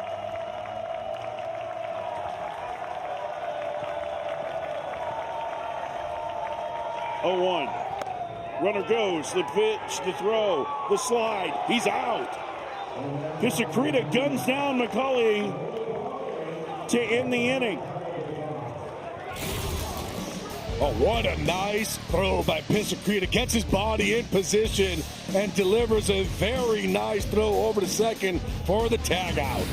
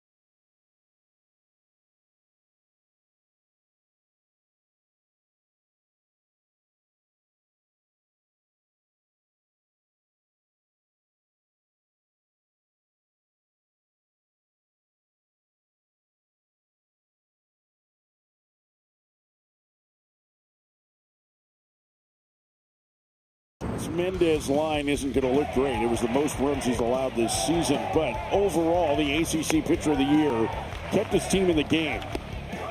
After a tough first inning where he gave up a 4 spot, he allowed just one more run over the last 4 frames. And now his offense has come to rally and taken him off the hook. As Mendez out of the game after 5 innings of 7-hit ball. I mean, keeping your composure, especially after yeah, that first inning, where just everything that could go wrong went wrong for Florida State, and he was able to just kind of take that deep breath and tell everybody, hey, let's just keep it right here, just follow me, and we're going to be all right. This told me a lot about Wes Mendez, just in the sense that he's a guy who, we've seen him strut around the mound when things are going good. That's some real toughness out there, what he showed today. Chris Kinnear, transfer a year ago from Indian River Community College, misses outside with ball 1. He'll face the bottom third of the Pitt order. Well, Pitt had a 4-run lead. Going into the bottom of the 5th, the Florida State Seminoles have erased that. Now Pitt has to answer, Gabby, and listen, I know that there's a swing of motion in this, but it's not like all of a sudden they're down 4 or 5 runs. Right. So how do you handle it? It's just a new ball game, and that's what you have to do. And I guarantee that it was talked about that in that dugout. I guarantee you that Devin Mindorocco, the hitting coach, is like, hey, guys, it's just a new ball game, and we got to just do it again. And how do you do that? You got to go up there and just have those type of at-bats that they've been having not only all year, but all tournament long. Saw the former big leaguer walking away, the Punxsutawney native. So happy coaching in college. He absolutely loves it. It was interesting talking to him because he was a high school draftee. And he was like, man, just a year or 2 into this, and I finally figured out, like, boy, there's a lot of stuff that you have to do in college that you don't know. And he'll talk to other pro players who are interested in the college coaching, and he's like, hey, listen, these are the things you need to know. But he's done a great job with this Pitt offense, and he is such a calm demeanor that he's got to be the right guy to coach up these kids in a situation like this. 3-2, called strike 3. Pisacreta knew it. And Kinnears comes back from down 3-0 to strike out the leadoff man on the 6th. When you're looking at Chris Kinnear, too, there's a lot of deception. The way that he turns his body, he hides the baseball very well as he delivers his pitch. And you got arms coming at you, legs coming at you. There's a whole bunch. Oh, by the way, it's a 91 to 93 mile-an-hour fastball to boot. 1 out for Joey Barron, who takes the ball high, 1-0. Kinnear is interesting in that it almost looks like he's pitching uphill. He never really comes all the way over the top with that high release. Man, just the body turn, too, where it's like you don't really pick it up until all of a sudden here it is, right, when he's going to deliver that baseball. He hides the ball so well close to his body as he's delivering it that even from our angle, which we're basically right behind home plate, we don't see it until that ball gets right out of his hand. Danny lands a breaking ball for a strike. It's 1-2. Kinnear trying to keep this game even. Florida State trying to get to the semifinals to take on North Carolina. Pitt is as well, but they have much more at play. They are trying to make the NCAA tournament. Florida State is in and will be a host. But it's been 31 years since the Pitt Panthers competed in a regional. The pitch. Bounced foul. Well, what makes it tough, too, with Kinnear on the mound is that he's got 2 different breaking balls. He has a big curveball. He also has a tight slider that he's able to throw. He does have a changeup. Rarely is throwing that. He's usually a 2-pitch pitcher, and then every once in a while he'll drop in that curveball. Doesn't really walk guys. Strikes out nearly 30% of hitters. In the dirt, 2-2.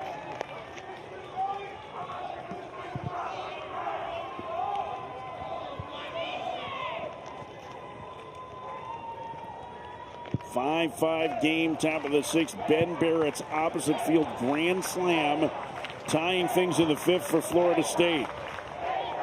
The pitch, called strike 3. Back-to-back strikeouts looking for Kinnear, 2 outs. And there's that big curveball. Guys just kind of give up on it because you're just expecting really two pitches, a fastball and a slider. And then all of a sudden he is able to just throw that huge breaker. Guys give up thinking, nope, buckle the knees, strike three. 2 outs for Lagenza.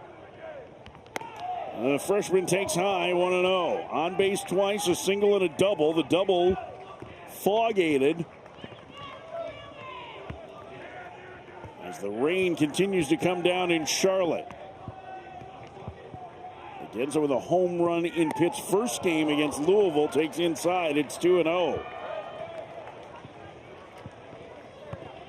6'6" freshman outfielder with speed and power. And he's made good swing decisions in this tournament, too. You can see him developing before our eyes. And he bounces that one on 3 hops to second. And a 1-2-3 inning for Chris Kinnear. Has Florida State stolen the momentum? They've tied this game. We're even at 5 into the bottom of the 6th.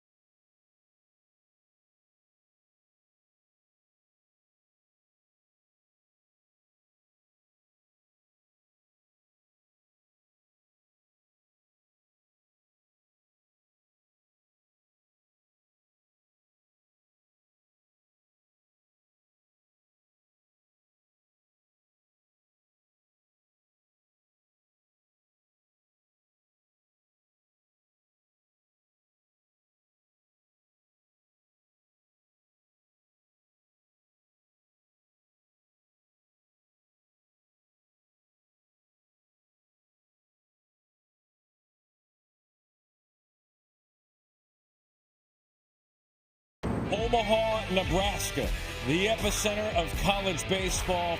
Teams holding their breath for a chance to dogpile in America's heartland. It's the NCAA Baseball Selection Show with watch parties all over the country.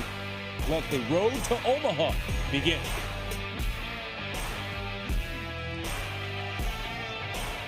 Selection Monday, noon Eastern.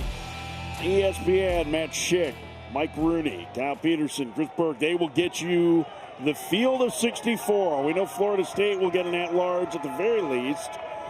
Pitt trying to get into the tournament for the first time in 31 years.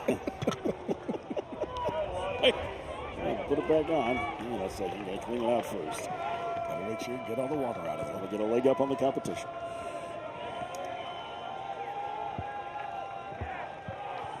Here's the 0-1. That was between innings, and there was a little kid dancing the YMCA in front of him. It was the most adorable thing in the world, too.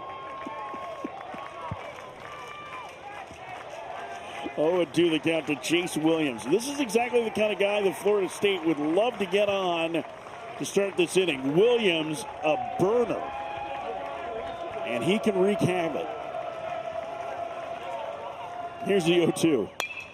Slap down the left field line and foul. So this is what happened between inning. This is to YMCA. Because normally, I mean, he was putting up an eye, though. That's not a part of YMCA. Listen, man, he hasn't gotten to spelling yet. Like, it was a little guy. Williams slaps another one foul. I mean, there was no need to feel down.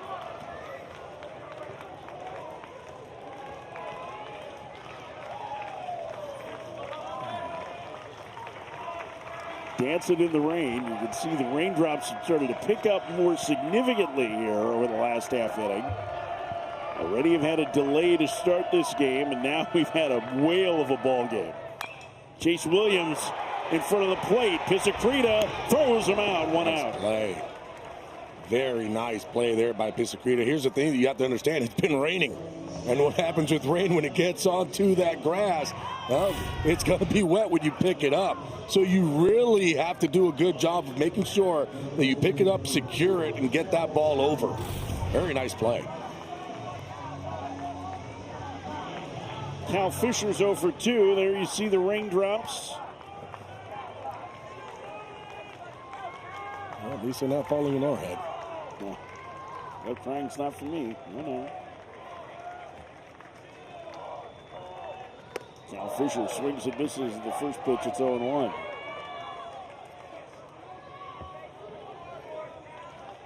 Fisher 0 for 2.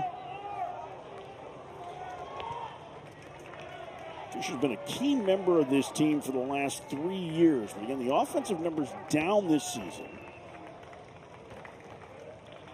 Originally committed to Notre Dame with Link Jarrett there. Flipped his commitment when Link went to Florida State.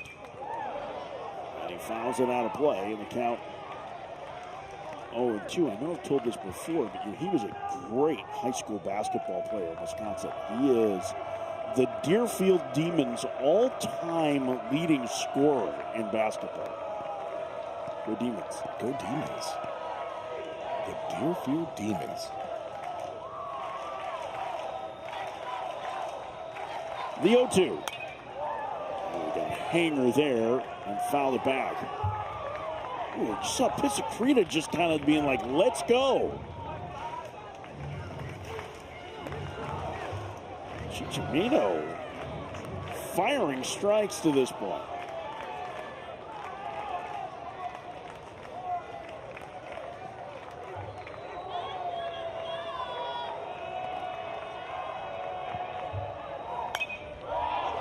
Another foul back by Fisher.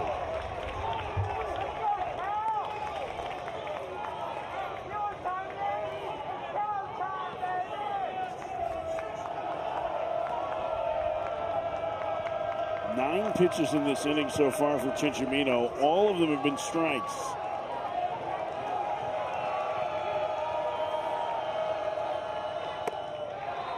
Till now, that one missed in. Just barely missed in. It's 1-2.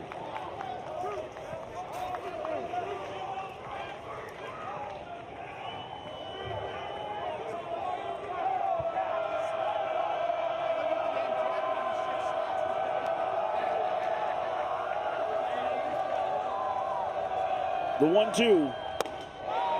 Checks his swing, takes off the plate. No swing, says Linus Baker. 2-2.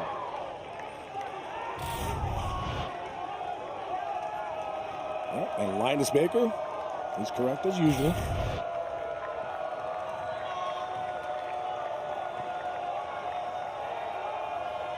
With 2-2.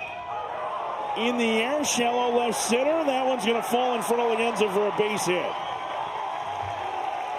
A one-out single for Cal Fisher, and it'll turn the lineup over for Florida State.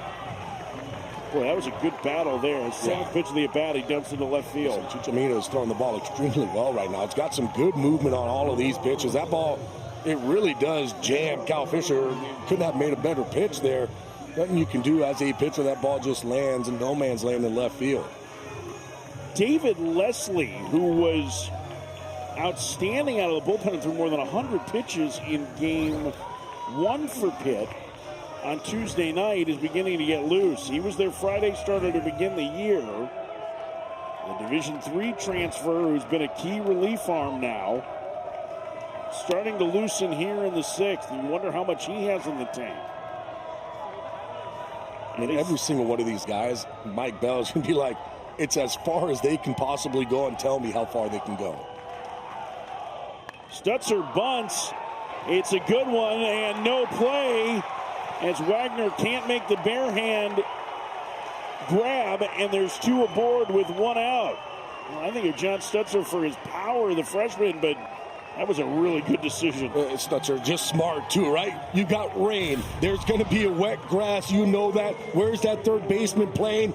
Back. Oh, you want to give this to me? I'm going to go ahead and take it. It doesn't have to be perfect. It just has to be in that area as he's running down the line. Even if they make this play and Wagner's able to come up and barehand it, you're still not going to get out Stutzer. And arguably the best all-round hitter in Florida State's lineup is at the plate with the go-ahead run in scoring position.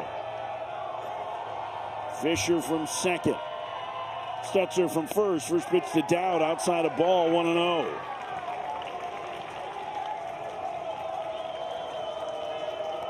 Dowd today 0 for 2. 10 home runs on the season. But on base percentage near 450 coming into today. And he rips it foul, scattering everybody on the first base side. It's 1-1.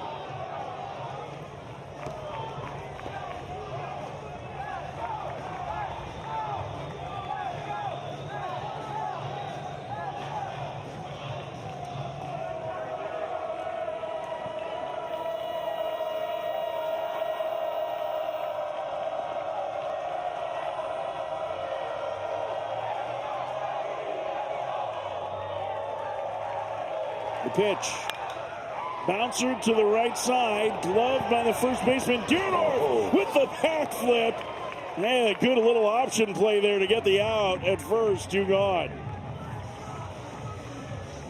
He just waited for the end to crash and flipped to the back, running around it. Deerdorf, really nice play at first base. I thought for a second, I'm like, I don't know if they're going to be able to make this. How about coming in, a little backflip with the other hand. Beautifully done. What a play. And now 2 in scoring position. I mean, that's with a wet ball. That was really heads up and a perfect It had to be feed. quick. I mean, to the pitcher covering and Chichimino getting there fast. Now here's DeLamalure, one of the hottest hitters in the country.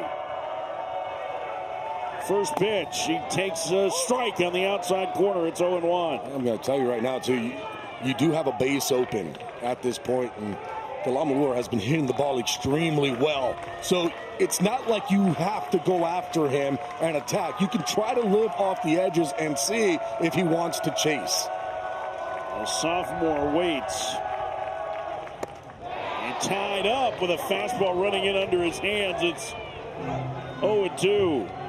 It's just beautifully done. Love the way that they're doing it. Utilize that slider away. Then what are you going to do? I'm going to come in with that fastball, try to see if I can set up a slider a little bit more off the plate away. Now there is a guy on third base, so you got to be careful with balls in the dirt. You got to be able to block it and keep it in front. The 0-2. Called strike 3. Chichimino paints the corner and gets Pitt out of the jam. What a pitch by Chichimino, just spotting on the outside corner with runners in scoring position. Tied at 5, heading to the 7th.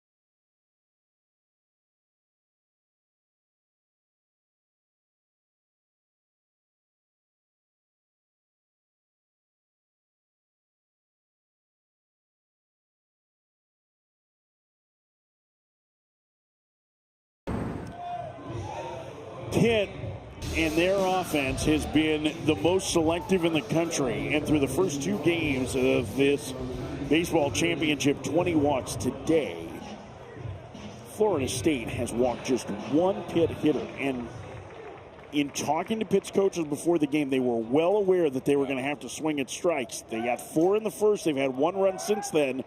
Big spot here at the top of the order due against Chris Kinnear as A.J. Nestler takes a strike. Here's the thing. You're facing Wes Mendez, who's all over the strike zone, who was able to add and subtract with the fastball, with the curveball, the slider, the changeup. So all of a sudden, now you bring in Chris Kinnear. Same exact thing. Guys who don't walk people going right after hitters. And Nestler fouls out to Cal Fisher to start the Pitt 7th.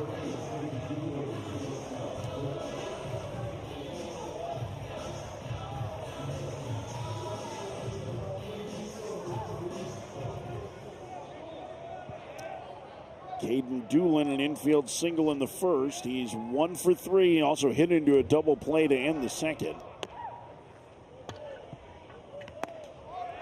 Pitt had chances to break this open early, Gabby. They had 2 on with 1 out in the second. A double play ended it. 2 on with 2 out in the third and couldn't score.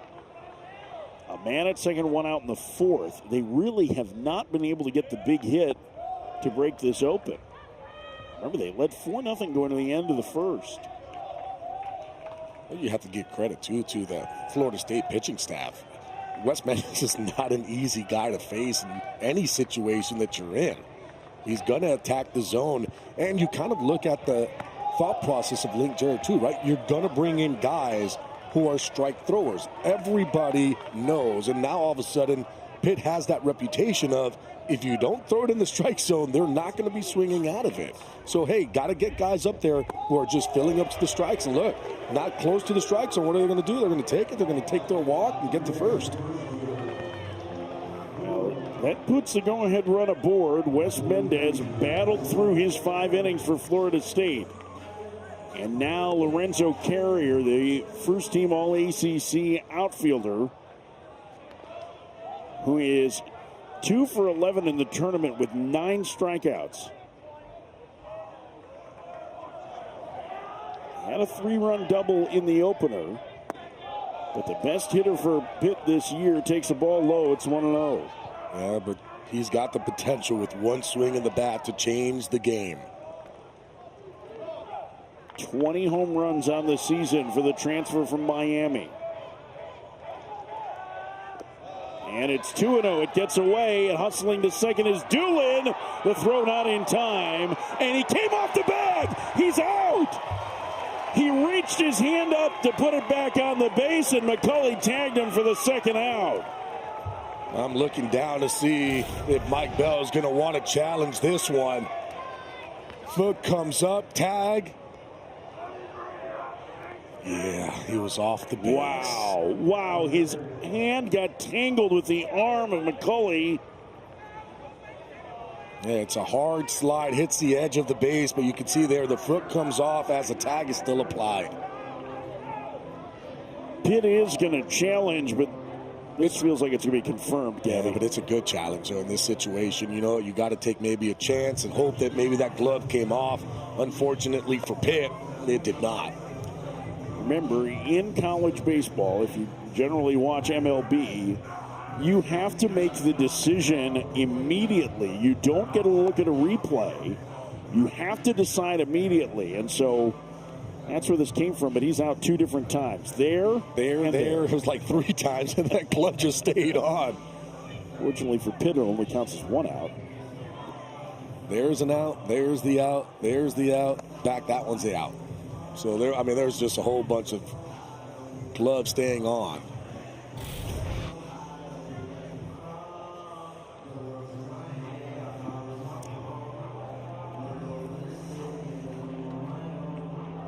All right. The decision is made. Here's Linus Baker. After video review, call at second base is confirmed. The runner is out. Down. And Doolin knew it.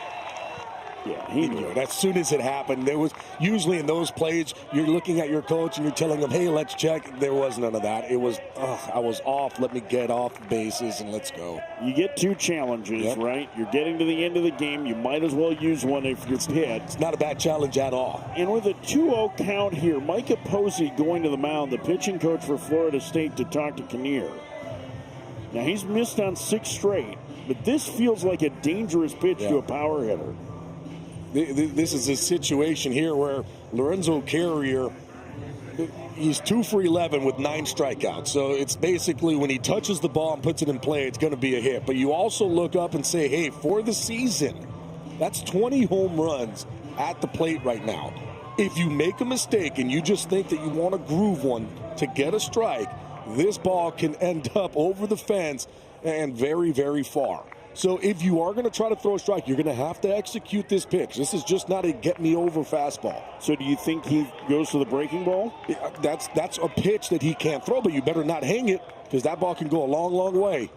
He goes to the breaking ball, and it clips the top of the zone, 2-1. Ooh, dangerous pitch there. That was elevated. I think Carrier, too, might have just been in I'm taking a strike mode.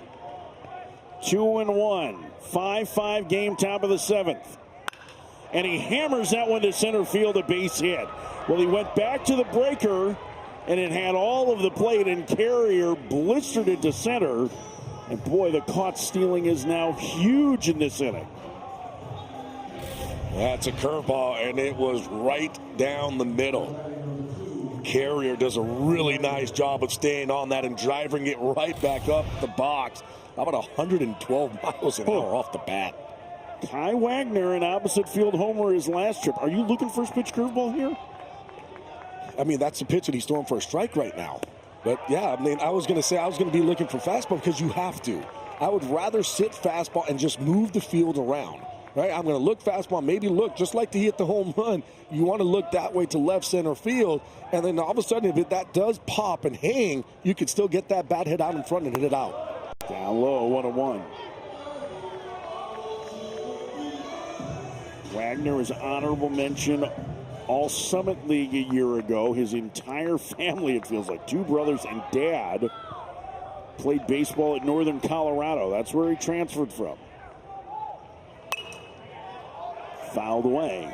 And this is why I'm saying, hey, turn the field around, right? Why? Because there's some opposite field power off the bat of Wagner, and he showed it off. This ball over the fence, home run, try to review it.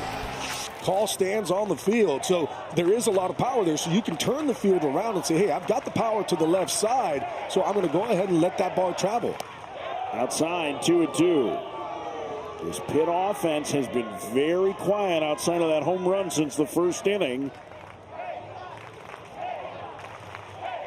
Obviously, they're going to need to score a few more to keep their Cinderella dreams alive. And their hottest hitter, Trey Fenderson, in the on-deck circle. Bouncer foul. Ooh, that was a hanger, but maybe hung too high.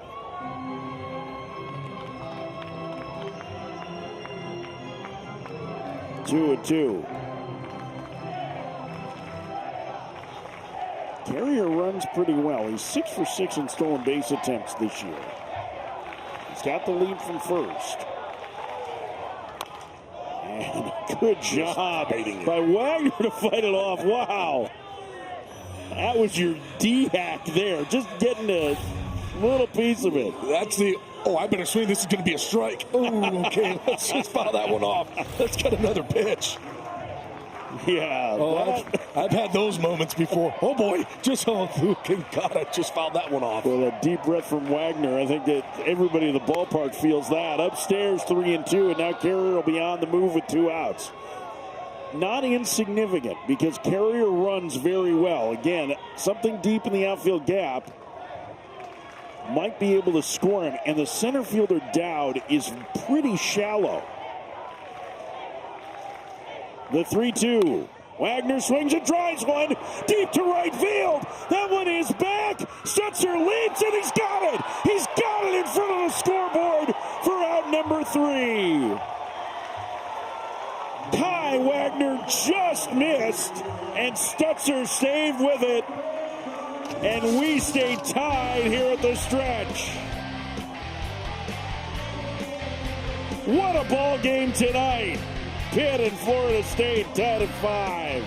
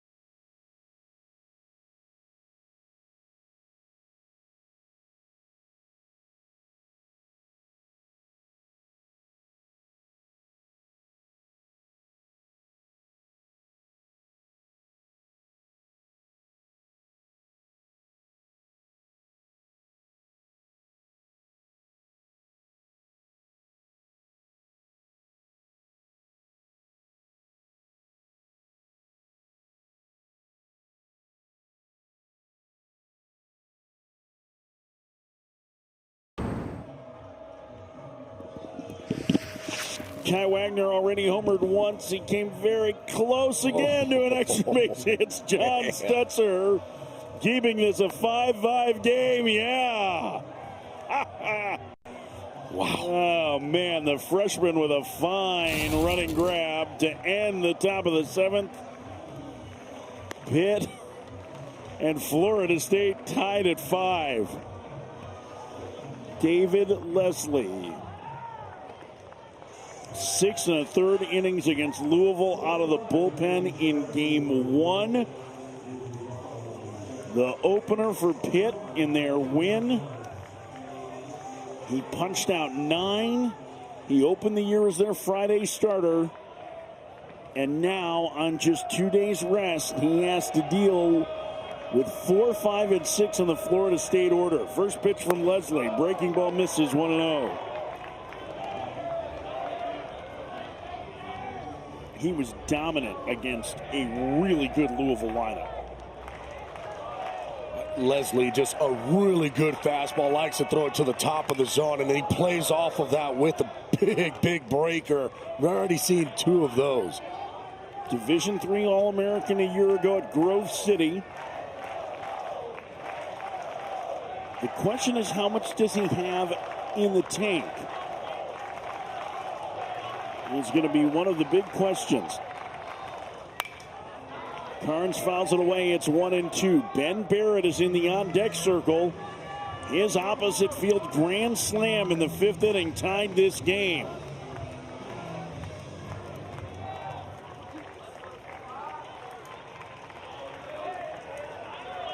One and two the count.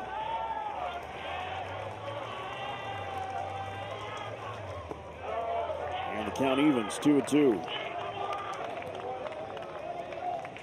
And talk about all those pitches that David Leslie threw. And I guarantee you what, Mike Bell, he understands this. Now, he's going to let him, go out there and pitch, but he's not taking any chances. He has his guys already warmed up, ready to go in case things all of a sudden start to get out of hand quickly. There's Mike Bell. There's a righty and a lefty up in the bullpen for Pitt.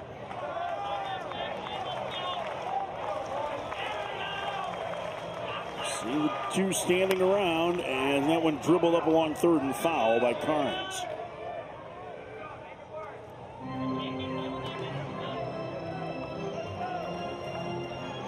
Two and two.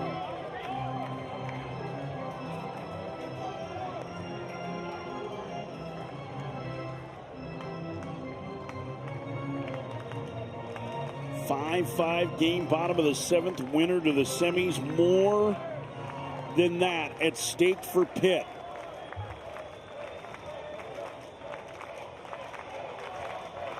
2-2.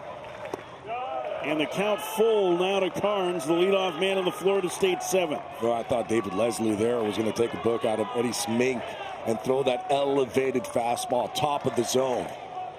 He ends up getting on top of it a little bit too much as he drives it straight down. Payoff. Grounded to short. Tough play for Doolin. Tries to stay with it. Not in time. And that'll bring up Ben Barrett in the 5th. The former pitcher only goes backside for a grand slam to tie the game. And remember what happened the batter before Barrett's big blast.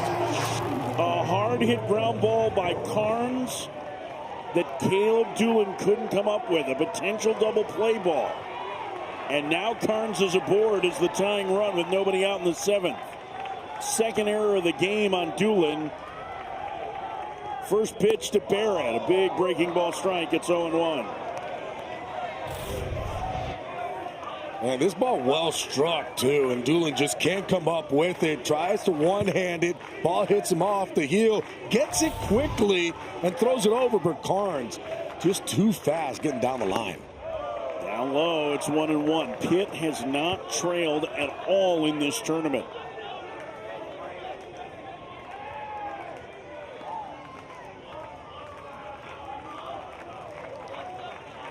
Carnes gets the lead. The pitch. Foul back. And as Ben Barrett made the transition, I asked him, did you swing a bat at all just for fun? And he said, no, the reason I started hitting is because I had an injury to my wrist. So there was a reason I wasn't swinging. He did not pick up a bat again until right before the Virginia series, which is early April. So to think he's now contributing after not swinging a bat for 3 years is pretty incredible, guys. Wow. The 1-2. Down low.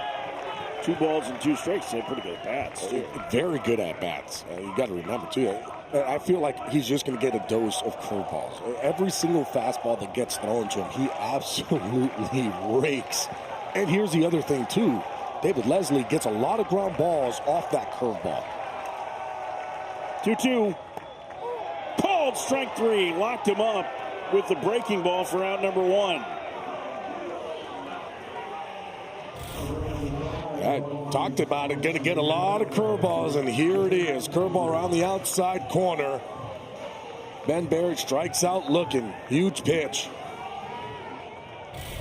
And a huge first out for Leslie. 5-5, bottom of the 7th. Gabe Frazier to the plate. Yeah, I mean, look, when you're looking at what Dave Leslie had, it's a lot of curveballs, and it's a good one. It's a sharp 12-6. He likes to throw it. And a fastball runs in over the inside corner. It's 0-1. These type of situations, if you're a hitter, you understand, okay, I need to see that curveball pop out of the hand. If I see it pop, that means it's going to stay up. That's the one that I'm looking for. If he's able to get on top and you don't see it pop, you've got to let it go.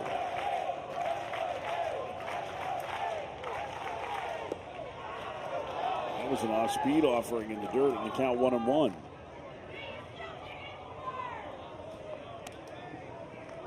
Florida State 5, Pitt 5, bottom of the 7th inning.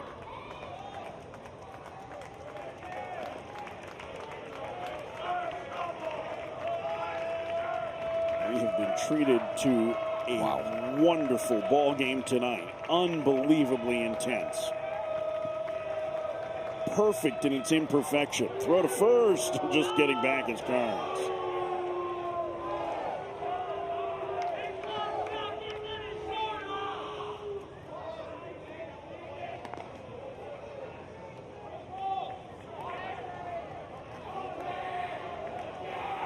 Another throw over, and they nearly got him.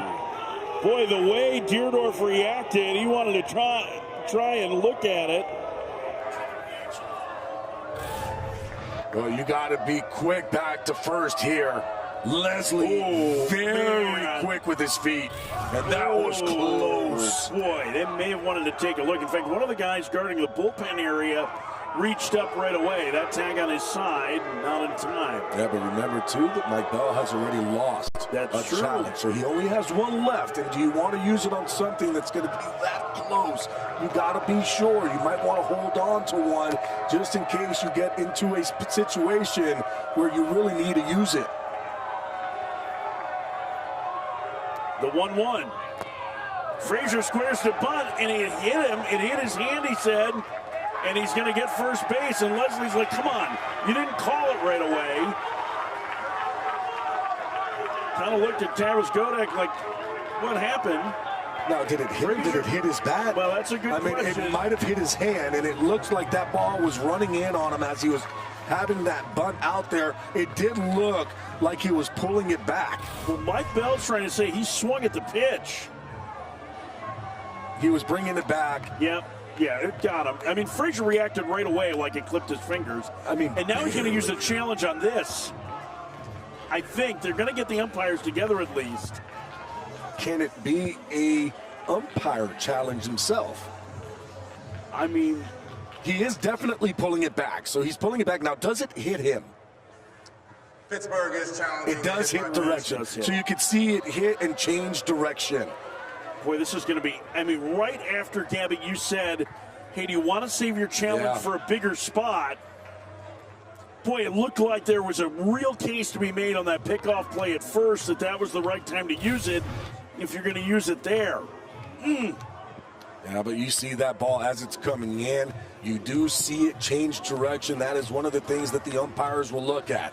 Does that ball stay, or does it hit and change direction as it moves down? And in fairness to Mike Bell in this, it's right, tough. the difference between man at first, one out situation, if you earn a challenge, and first and second one out, way bigger, is significantly different, right? The run expectancy significantly higher.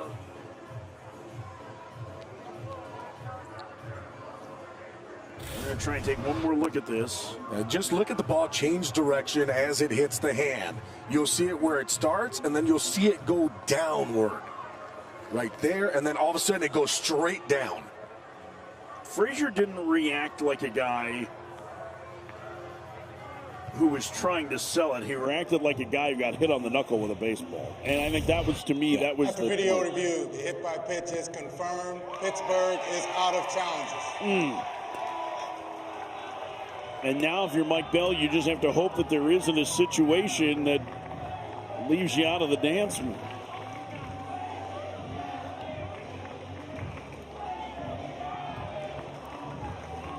Go ahead run in scoring position, one out for Carter McCulley.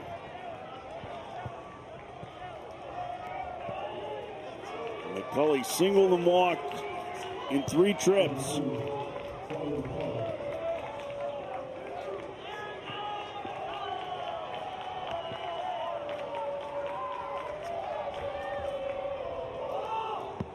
And McCulley bunts up along third and foul.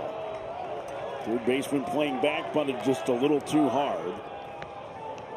With one out, he's clearly bunting for a hit there. Yeah, right? trying to bunt for a hit, but I mean, that was almost a double down that left field line.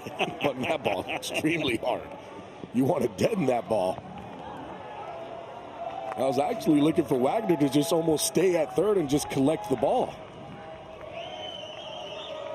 I mean, bunting here to try and get on base isn't the worst idea in the world with the wet infield. The 0-1, a strike in the count 0-2. And one thing we haven't seen as this rain has continued is this infield going to play a little slower? And with it, what does it do to balls skipping on the turf? And that's the thing. Yeah, it might play slower on the dirt, but the grass is going to pick up the speed. Just missed. Best fastball of the game at 94. It's 1-2. You get that wet grass, you're going to get a lot more skip. And then all of a sudden, when you do get that baseball, it's going to be wet. You're going to have to really secure that baseball as it comes to you if you're an infielder. The wind just picked up. It's starting to blow in from center field. The 1-2. Down low, 2-2.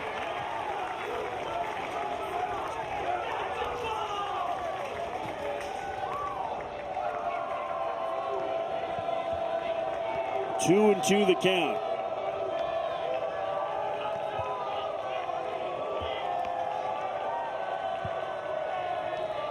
The pitch.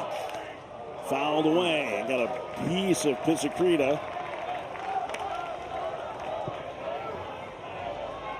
Catcher seems to be okay. 2-2. This will be the 125th pitch that David Leslie has thrown since Tuesday night. 103 out of the bullpen on Tuesday. This is 22nd pitch of the inning here. Go ahead, run at second with one out. The pitch. Swing and a miss. He got him on a changeup, 2 outs. Well, he hadn't shown that one to the righty. Wow, what a changeup. The action, probably thinking you're going to get a curveball out. You've seen a whole bunch out of Leslie. How about this changeup? Look at that action. Down and in, underneath the hands, gets to swing and miss. Huge out. He's got a chance to be kind of an interesting senior sign, Oh, doesn't yeah. he? I mean, he's got 3 real pitches. He's got good velocity, too, on the fastball. Real huge breaker. That changeup's going to play. Now here's Chase Williams, the speedy left fielder. A walk in 3 trips as he takes low. It's 1-0.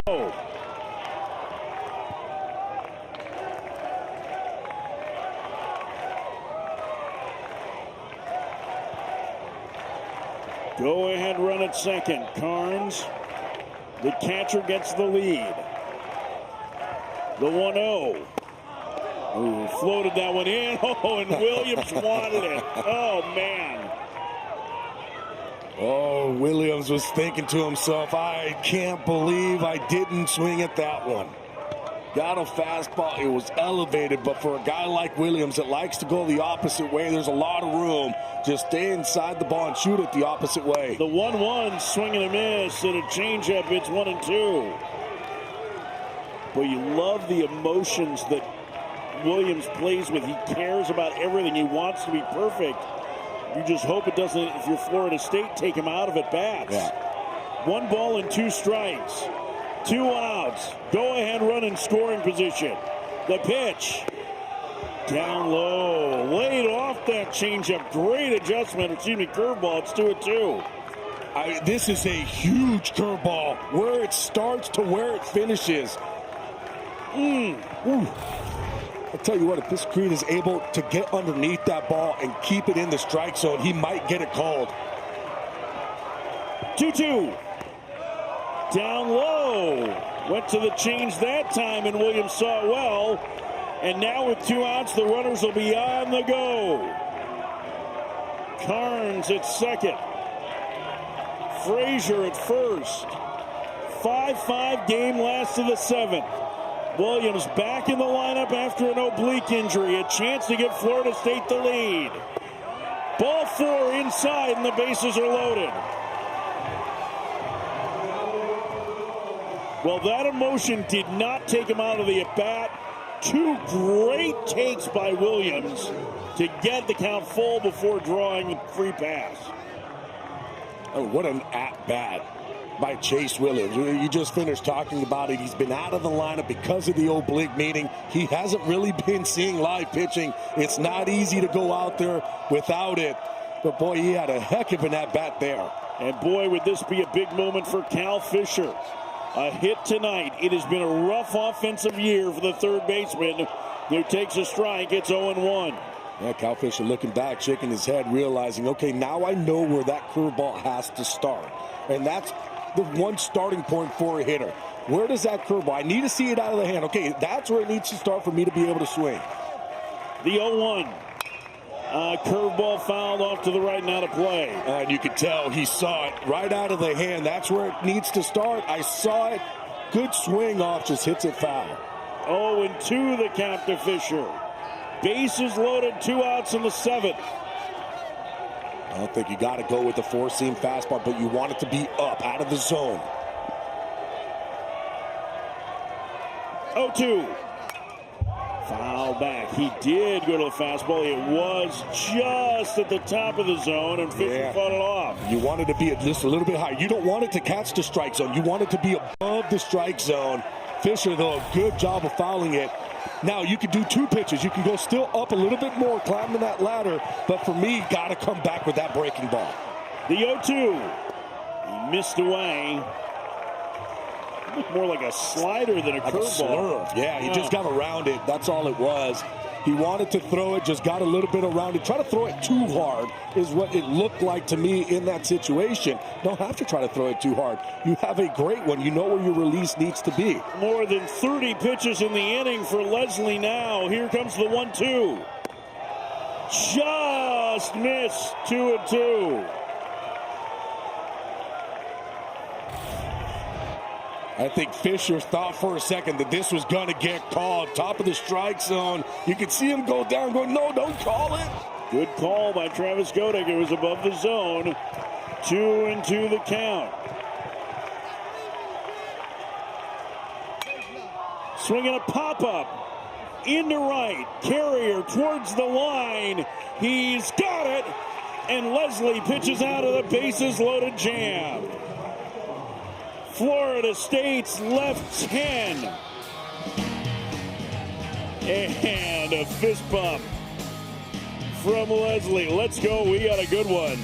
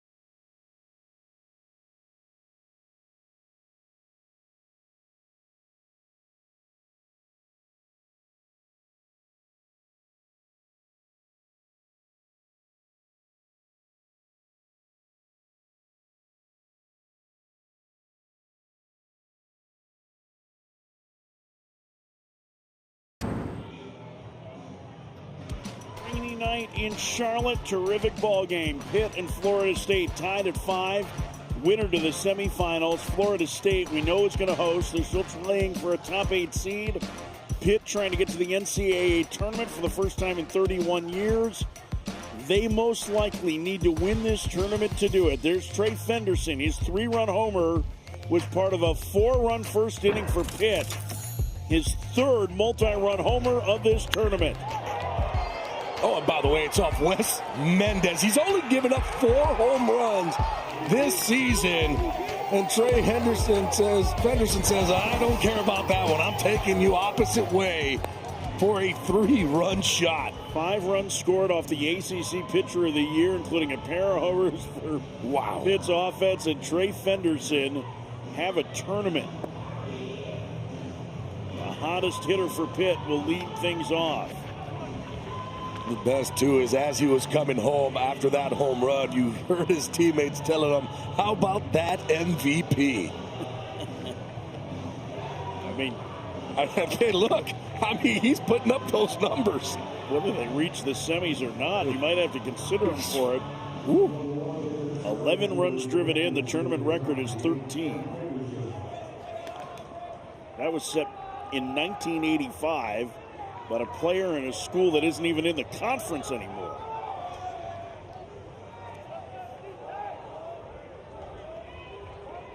You see that they've put some diamond dry down on the field. The first pitch misses down low to Fenderson as Chris Kinnear begins his 3rd inning of work. Fenderson, Deerdorf, Pisacreta. 1-0 misses high, 2-0 to the second baseman. Pitt walked 20 times in their first 2 games. They've drawn 1 free pass today. 2, excuse me. And the strike gets 2-1. Some of that has to do with the fact that Florida State has, spammed the strike zone. That's the only way that you're able to beat that type of hitting ability that Pitt has, where they're going to be patient. So what do you have to do? You have to go ahead and attack that zone. 3-1 the count to Fenderson.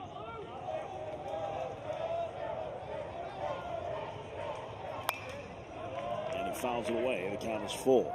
Well, you can see there on a 3-1. He was ready. Looking for the fastball. Got a good swing off. Just fouled it off.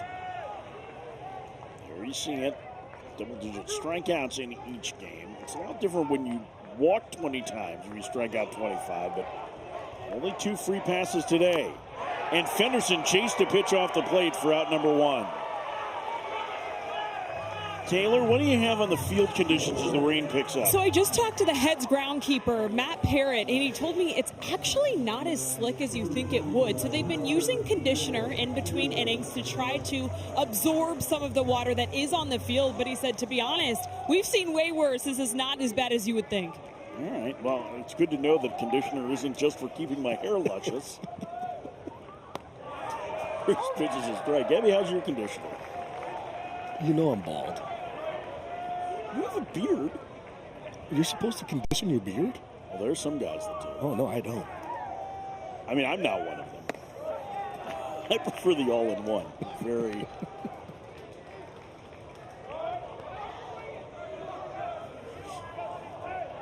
1-1 the count to Carter Deerdorf. Pitch. Pops it up. And it'll get out of play. 1 for 3 tonight. Deerdorf an infield single and a stolen base back in the 3rd. Pitt had lots of chances early to tack on, but Wes Mendez, after the first inning, would bend but not break. He was just 1 run over his last 4 2/3 innings of work. It was good enough to allow Florida State to come back on the Ben Barrett grand slam in the 5th. No scoring since then for either team. Florida State has had the best chances. 2-2. Bouncer foul. In addition to leading the nation in walks this year, Pitt set the school record for home runs. Devin Mesoraco rubbing up the baseball. The former big leaguer, their hitting coach, Mike Bell, the head coach. And a 2-2 count to Carter Deerdorf. And the count goes full.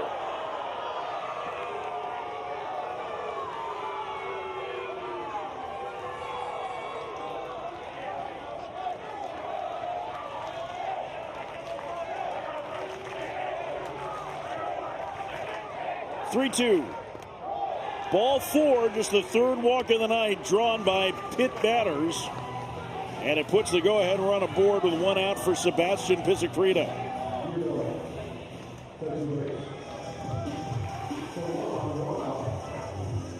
This is a hitter that Pitt could really use to get going, Gabby. 2nd on the team in home runs. He absolutely scalds baseballs when he hits them. A couple of hits against Louisville in the 1st round, 1 hit against Wake. First pitch, breaking ball upstairs, it's 1-0. That's a Pisacreta right now, just looking to get something that's elevated up in the zone. Whether it's a curveball, whether it's that fastball, trying to look up, try to get underneath this ball and drive it.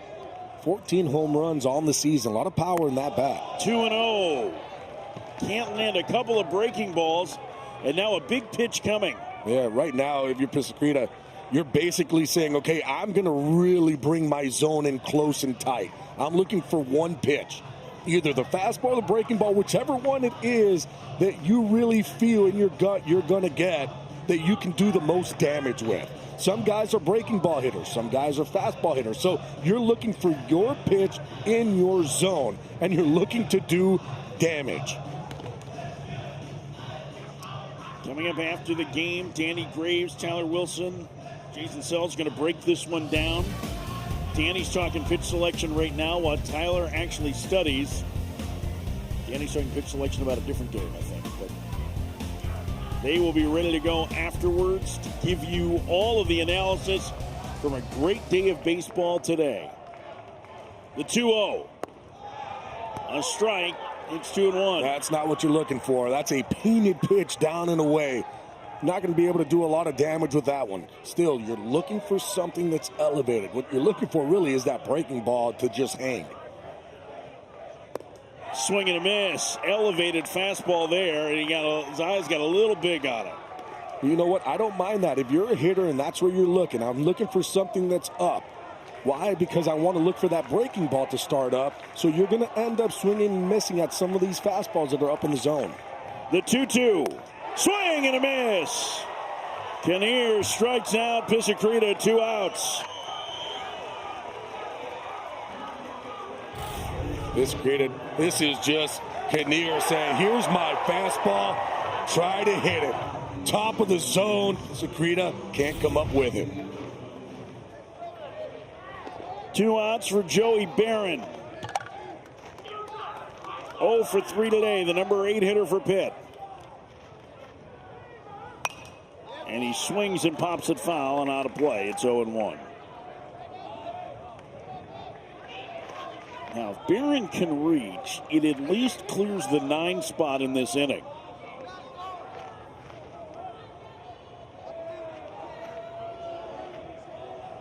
Barron waits, runner goes, pitch in the dirt, it gets away, and a stolen base for Deerdorf, who had just 3 on the year coming in, has a pair tonight, and the go-ahead run in scoring position.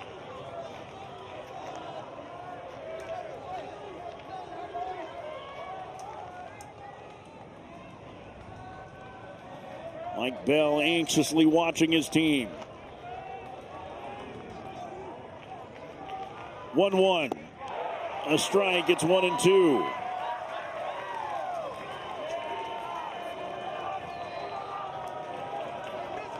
Link Jarrett has his outfielder's position relatively shallow. Williams the shallowest in left. Trying to cut down Deerdorf at the plate on a base hit. Swing and a miss. It gets away. Carnes pounces on it. Throws to first in time to get Barron. And Kinnear gets out of the inning with some help from his catcher and keeps us a 5-5 game. What a pitch by Kinnear. Big curveball. Great job, too, by Carnes to get out there, get it, and throw it over to first to finish off the play.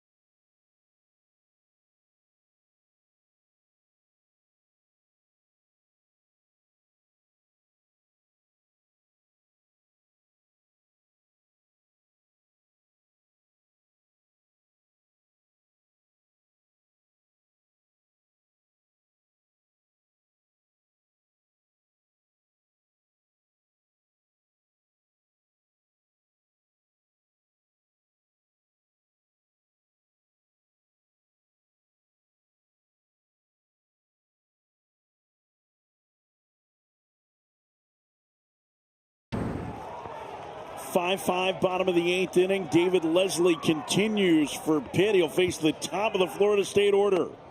John Stetzer takes ball 1 low. It's 1-0. Leslie, a laborious 7th inning.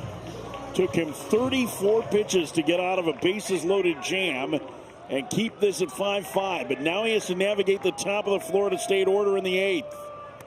And he hits Stutzer. And remember, Leslie threw more than 100 pitches in the first round on Tuesday night. And the go-ahead run at first here in the 8th. I'll tell you what, Leslie is just showing you what Gritzberg is all about. Throwing 100 pitches, coming back today and doing everything he can for his team, leaving it all out there. You had 2 guys to do that here today. Eddie Smith to start off the ball game, and now David Leslie doing the same. There's action in the pit pen. A right-hander getting loose. Braden Dowd hits, takes the ball outside, 1-0. That's Daniel McAuliffe, who threw 54 pitches out of the pit pen 2 nights ago. And I don't know how much longer they're going to want to go with Leslie. His fastball velocity down about 3 miles an hour in this inning. The 1-0. Outside corner is strike, 1-1. Well, that changeup still's got a lot of action to it. Listen, it's right on top, and boy, it just drops. You understand Mike Bell's reasoning on this, right? We're going to go with the guys that got us here. They have to keep winning. Third baseman Wagner playing way in. Dowd takes high, 2-1.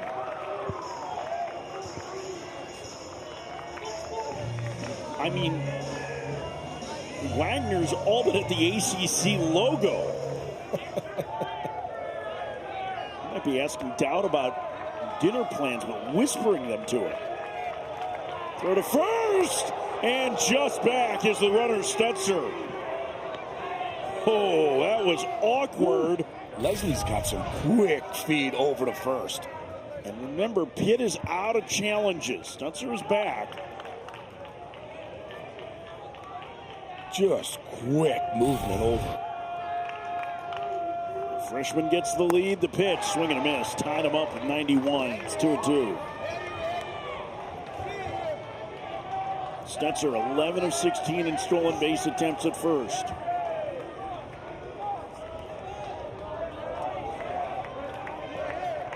Go-ahead run at first with nobody out. And look at a huge gap in right center field.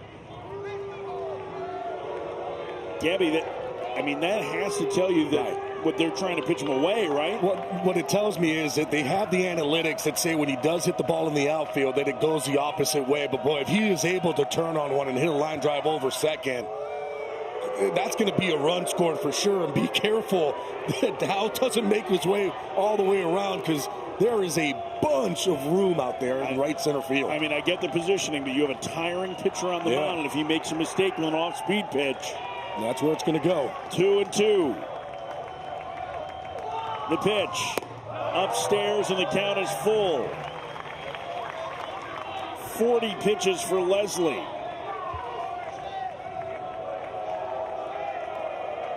Carrier deep and right. And look at all that space between him and the center fielder, Nessler.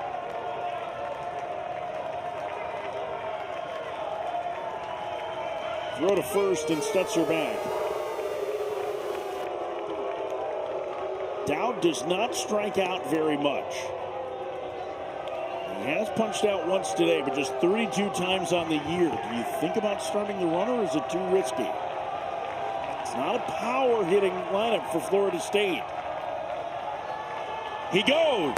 Swing and a miss. The throw to second is, a great backup by Fenderson to stop it from going into right center field.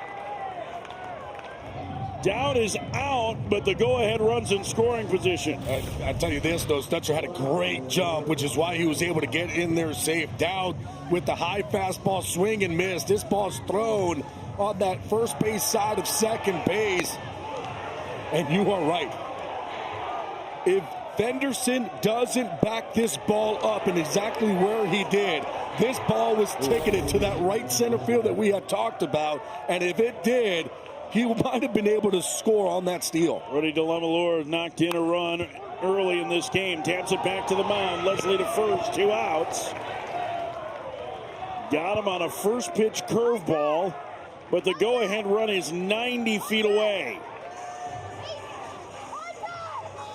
And Hunter Carnes, the cleanup hitter, coming to the plate. Now, what does that mean? Because you just talked about it, Studs are just 90 feet away. Well, when you look at Leslie, what does he have? A big breaker, and it's a good one. But what does that also mean? That ball can hit and get away from the catcher. So as a catcher, Piscicreta's got to really do a good job of keeping that ball in front. First pitch to Carnes in the dirt, and he kept it at his feet at least for ball one. Ooh. That's what happens, though, when you have a pitcher that has a good breaker. You have to understand, as a catcher, I better be ready. There is no stealing strikes of getting that knee down. I have to make sure that if that ball hits in front of home plate, I'm keeping it in front of me. The 1-0 in the dirt, 2-0. Now, remember, this game heading to the ninth, if Florida State does not score, Pitt is going to have their best hitters coming to the plate. Legends is the 9 hitter, but he's not your typical 9 hitter, and he's got a couple hits tonight. And then Nestler, Doolin, and if anyone gets on, their leading home run hitter, Carrier. 2-0. 3 balls and no strikes. And Ben Barrett, who had the game-tying grand slam, is on deck. There's Legenza, there's Nestler. 9-1 in the Pittsburgh order. And there's Barrett. And an intentional walk now to Carnes. And he will go to first. And Barrett, who tied the game with the slam in the 5th, will bat. Interesting decision, because right now Ben Barrett has been hitting that baseball and hitting it hard. Had a double earlier, but nothing bigger than that grand slam. Leslie faced Barrett in the 7th and struck him out looking. The former pitcher only, back to hitting this year. First pitch upstairs, 1-0. And really just back to hitting in the last couple of weeks.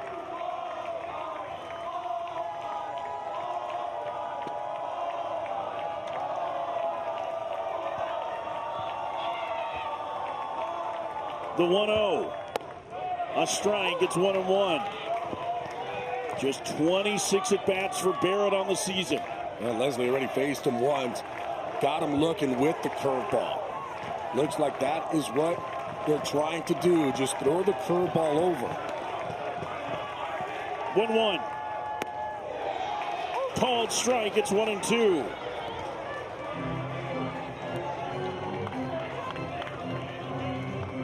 Now you have to be careful. You're Piscicreta, you got to know.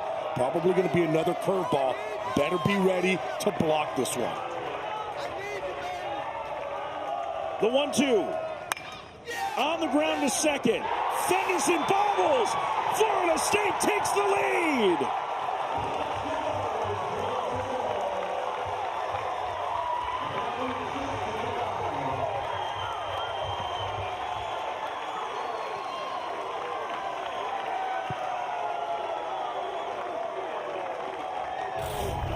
Boy, this is a tough one for Fenderson. This is a ground ball right at him. He tries to get in front. It looks like that ball just kind of scooted to his right side as he was trying to get in front of it. Can't come up with it. Ball kicks away. And FSU is able to score the go-ahead run. Fenderson, who had been the offensive hero for Pitt in this tournament, commits the key error here that allows Florida State to take the lead.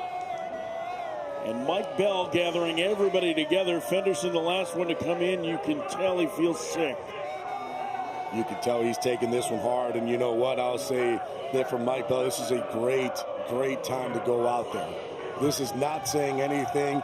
It's going out there. It's telling Fenderson, hey, let's go. Keep your head up. You're going to get another one here. We're going to need you. There's still time. We have the 9th inning, but we got to keep the score the way that it is right now. Can't allow another one. 6-5 Florida State in the 8th. Eli Putnam on to pinch run for Ben Barrett at first. And now this becomes a massive hitter for Leslie because you cannot fall behind any further if you're a Pitt. Gabe Frazier, 0 for 2, walked and hit by a pitch.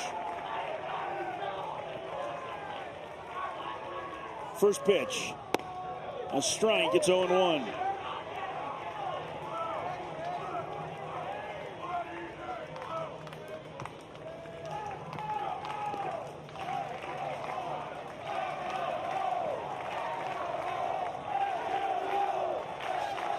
The pitch, swing and a miss, it's 0-2.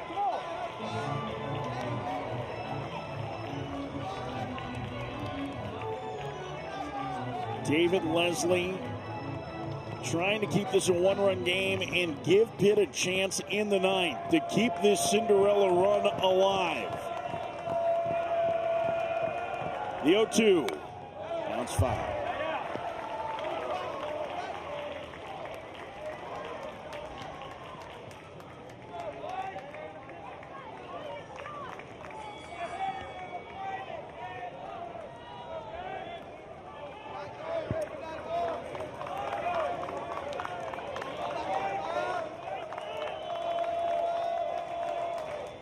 Swing and a miss. He got him on a high fastball, and the inning is over. But the Fenderson error allows Florida State to take the lead. Last chance for Pitt. 9-1-2 due for the Panthers, trailing by a run.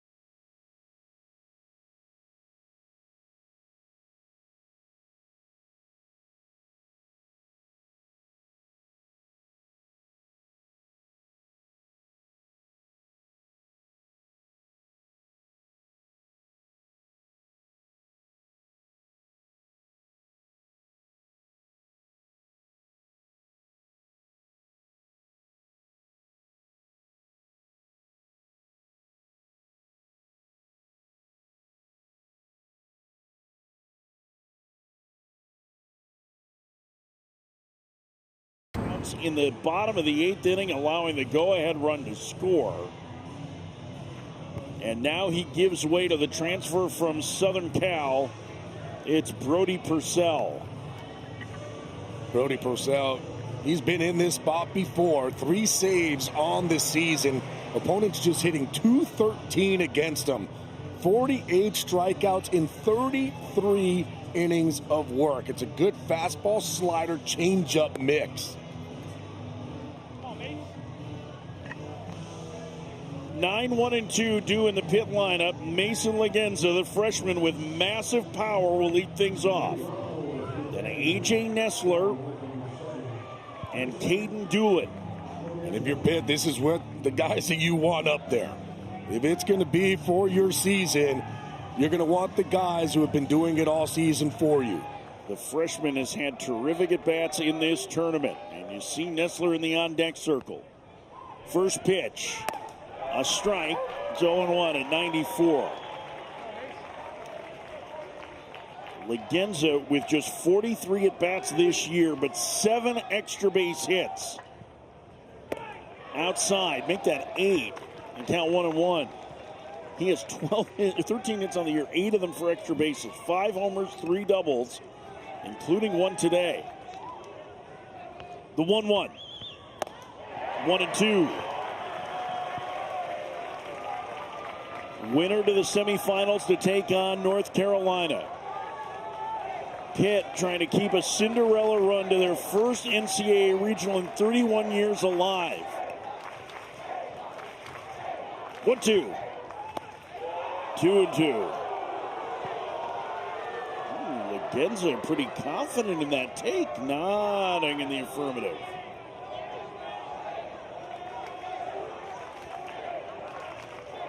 Two. Swing and a miss. Leadoff man gone in the Pitt ninth.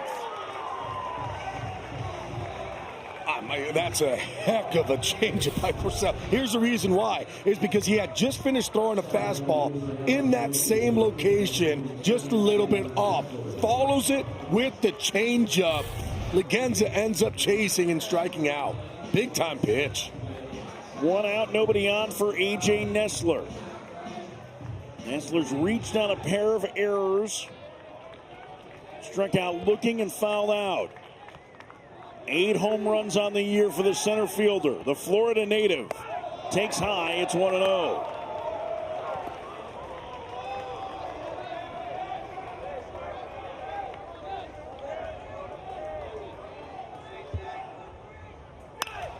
Driven up the alley, right center field. It'll get down for a base hit, and the tying run's aboard with 1 out in the ninth.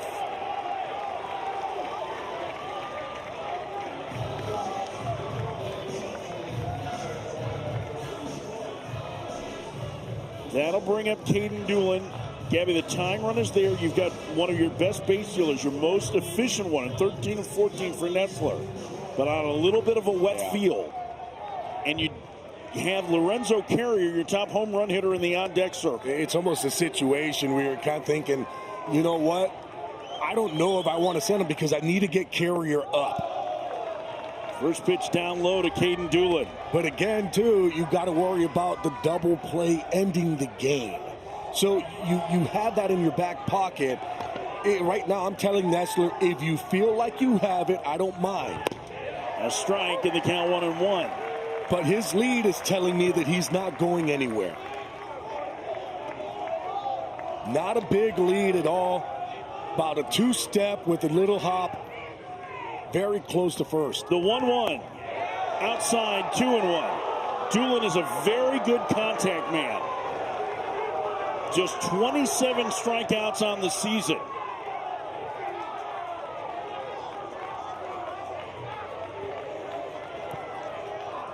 Third team All-ACC selection waits.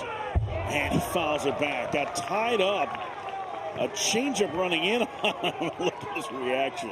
He probably thought that changeup was going to stay out over, but late action came into his hands, and he's able to just at least just foul it off. Luckily, he didn't put that ball in play. 2-2 the count. The pitch. Foul back again. Doolin's committed a pair of errors in this game, including a key one on a difficult scoring decision ahead of the Barrett Grand Slam that tied it in the fifth. Florida State by a run here. The pitch. Called strike 3. And now Florida State 1 out away from the semis. Oh, what a fastball. Down and in. What a pitch. Big time pitch in this type of situation. Stays with the fastball. But the last chance is the leading home run hitter for Pitt. Lorenzo Carrier, 3 for 12. 20 homers on the year. He takes ball 1.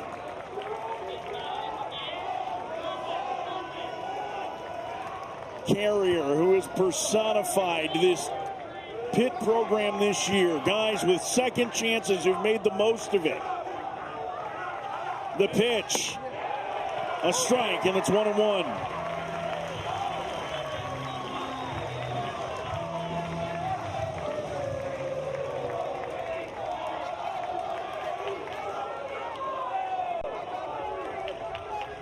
The 1-1. Ball 2 off the plate.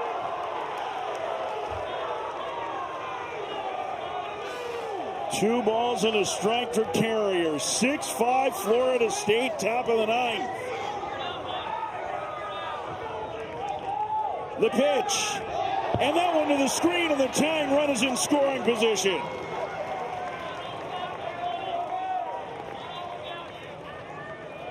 First base is open, but it would put the go-ahead run on. But, Gabby, does your approach change of your carrier now? My approach wouldn't change at all. I'm still looking for a fastball, and I'm looking to key in middle, something that I can get extension. It's a 3-1 count.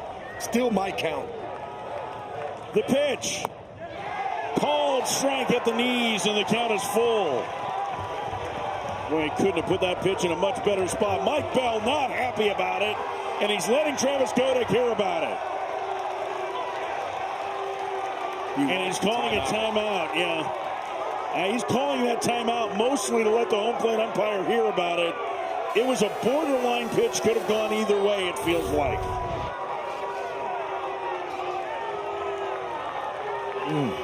I mean, it's a tough pitch. It's down and in. Remember, too, carrier's a big boy at the plate. Florida State 6, Pitt 5, tying run in scoring position, 2 outs in the 9th. Can Carrier keep the dream alive? The pitch. Ball 4, and the go-ahead runs aboard.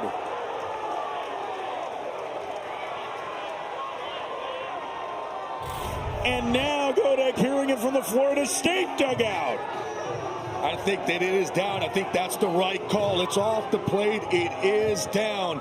Coach does a great job catching this ball. Getting it, strong wrist, keeping it back into the strike zone. But when you look at it, it was down. Kai Wagner, an opposite field home run in the 5th. He was robbed of extra bases in the 7th. First pitch in the dirt, gets away from Carnes, but the runner holds. Yeah, this is big, too, for Carnes behind home plate. Because if all of a sudden another ball gets behind you, that winning now run or the go-ahead run gets into scoring position.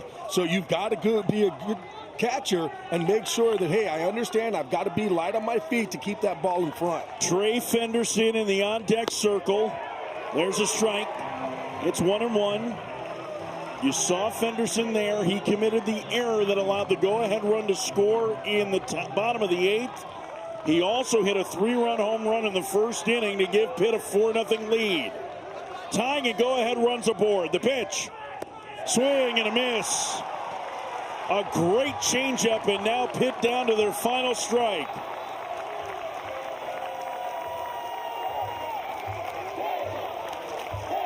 Nestler with good speed at second. Carrier can run at first. 1-2 the count, 2 outs. 6-5 game. Swinging a fly ball, right center field. Setzer going back. That ball is gone! It's gone!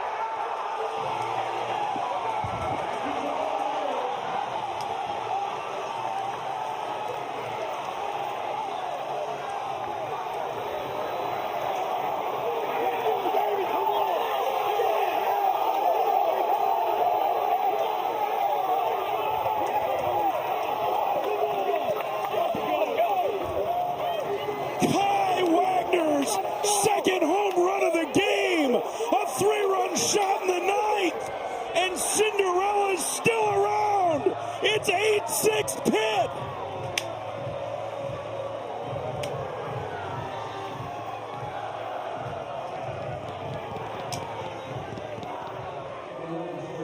On a 2-strike pitch. Man, what a ball game tonight. Not even a strike. Look where this pitch was. Oh, my goodness. Down off the plate, fastball. Just dropping the bat head. Wow. Check swing up along first. Putnam has it at the bag. And the inning is over. But Pitt scores 3 with 2 outs in the 9th. And they're 3 outs away from the semis. Kai Wagner may have just saved the Panthers season. 8-6 Pitt, 3 outs in the semis.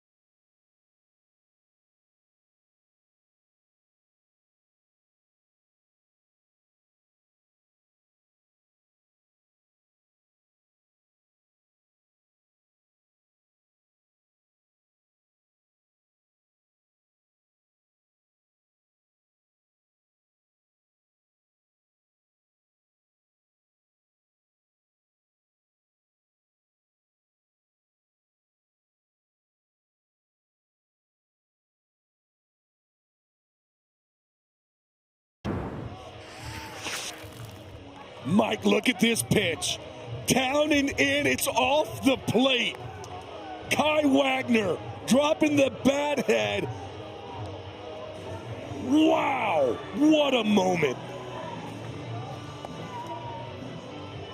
Kai Wagner's family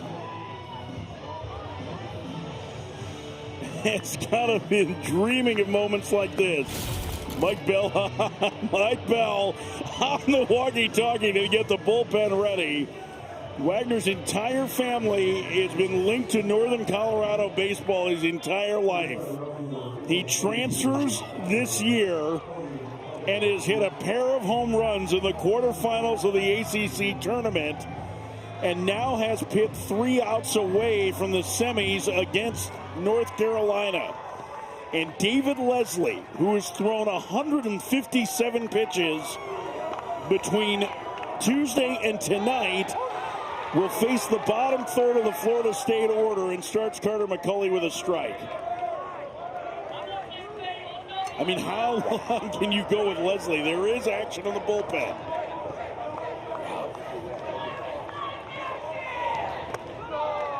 I mean, think of everything that's happened in this game. Eddie Smink's performance. Wes Mendez keeping Florida State in the game. Ben Barrett's grand slam.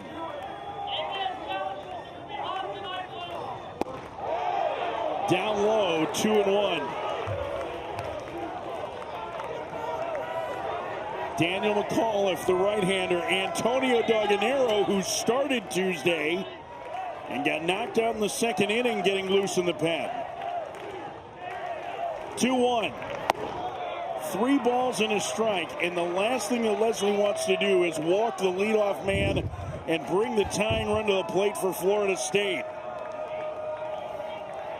If you're Florida State right now, it's about passing the baton. Get on, get the next guy up. Get to the top of the lineup. 3-1.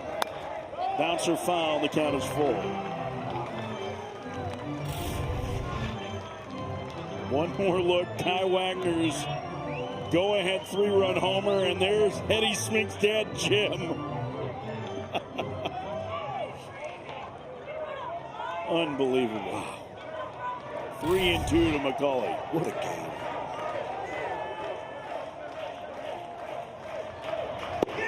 Called strike 3, and the leadoff man gone in the Florida State ninth. Boy, this is Gritzberg at its best. You feel like all hope is gone, and then all of a sudden you get the big hit.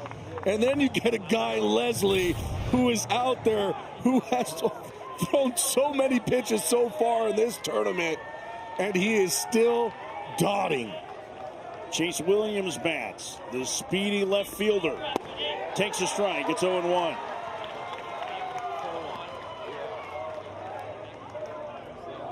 Eight-six Pitt.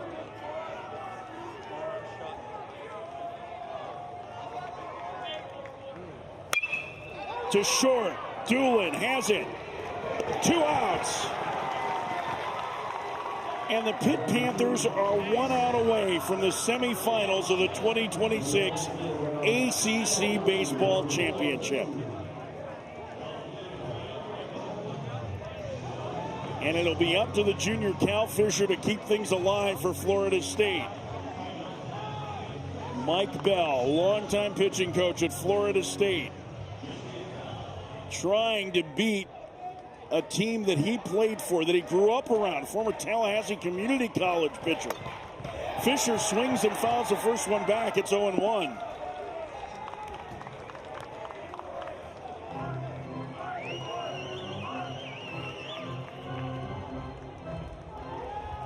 David Leslie can thank Kai Wagner for getting a chance to pitch this ninth. Foul deep down the right field line, but now Pitt is 1 strike away from the semis.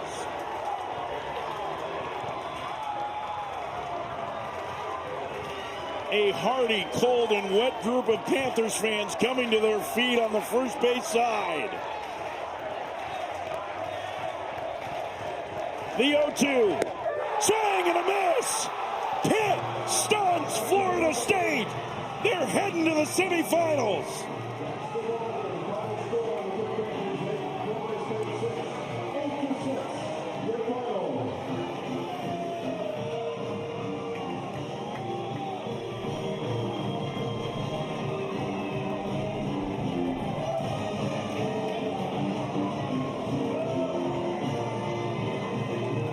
What a performance from the Pitt Panthers.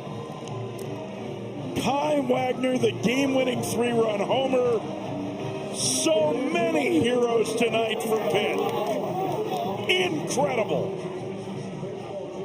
They beat Florida State 8-6, and they'll take on North Carolina tomorrow.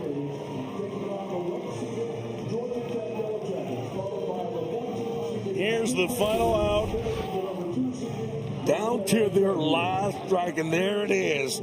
Strike 3, Cal Fisher, and Pitt ends up coming back and winning this ball game. And that's the hero, Kai Wagner. And David Leslie in the bench, fired up. Pitt is going to keep on playing. And Taylor McGregor is with the hero, Kai Wagner. Thank you. Down to your final strike. What are you thinking? Well, I was just trying to put a good swing on the ball. He had a pretty good changeup, fooled me on the pitch before. So I was just going to stay on the heater and, kind of adjust from there. And, he ended up throwing the heater. So You already had one home run in the game. Are you thinking there's a chance you go yard again? You have those days where you're feeling good. Today was just one of those days. I thought that wasn't the game plan. The game plan was just, hit right there, but, ended up better. So Yeah, bat in front of you, Lorenzo, to walk, to get on base, to get to you. How are you watching that at bat that potentially sets you up? You watch it real close. It was a great at bat by him. Great all day. The offense, started in the first and, kind of quiet through the middle innings, but was able to come through in the end. So Gritzberg, it's what you guys go by. How did this win epitomize just that? It's a gritty group. It really is, from top to bottom. I think we were picked to finish last in the conference, and from the beginning, that was kind of our motto, is just to be relentless in the box, and that's just what we do. Thank you for the time. Congratulations. Taylor, thank you. Kai Wagner's 1-2 pitch, 3-run homer in the 9th inning has continued the season for the Pitt Panthers. They move on to the semifinals tomorrow to take on the University of North Carolina.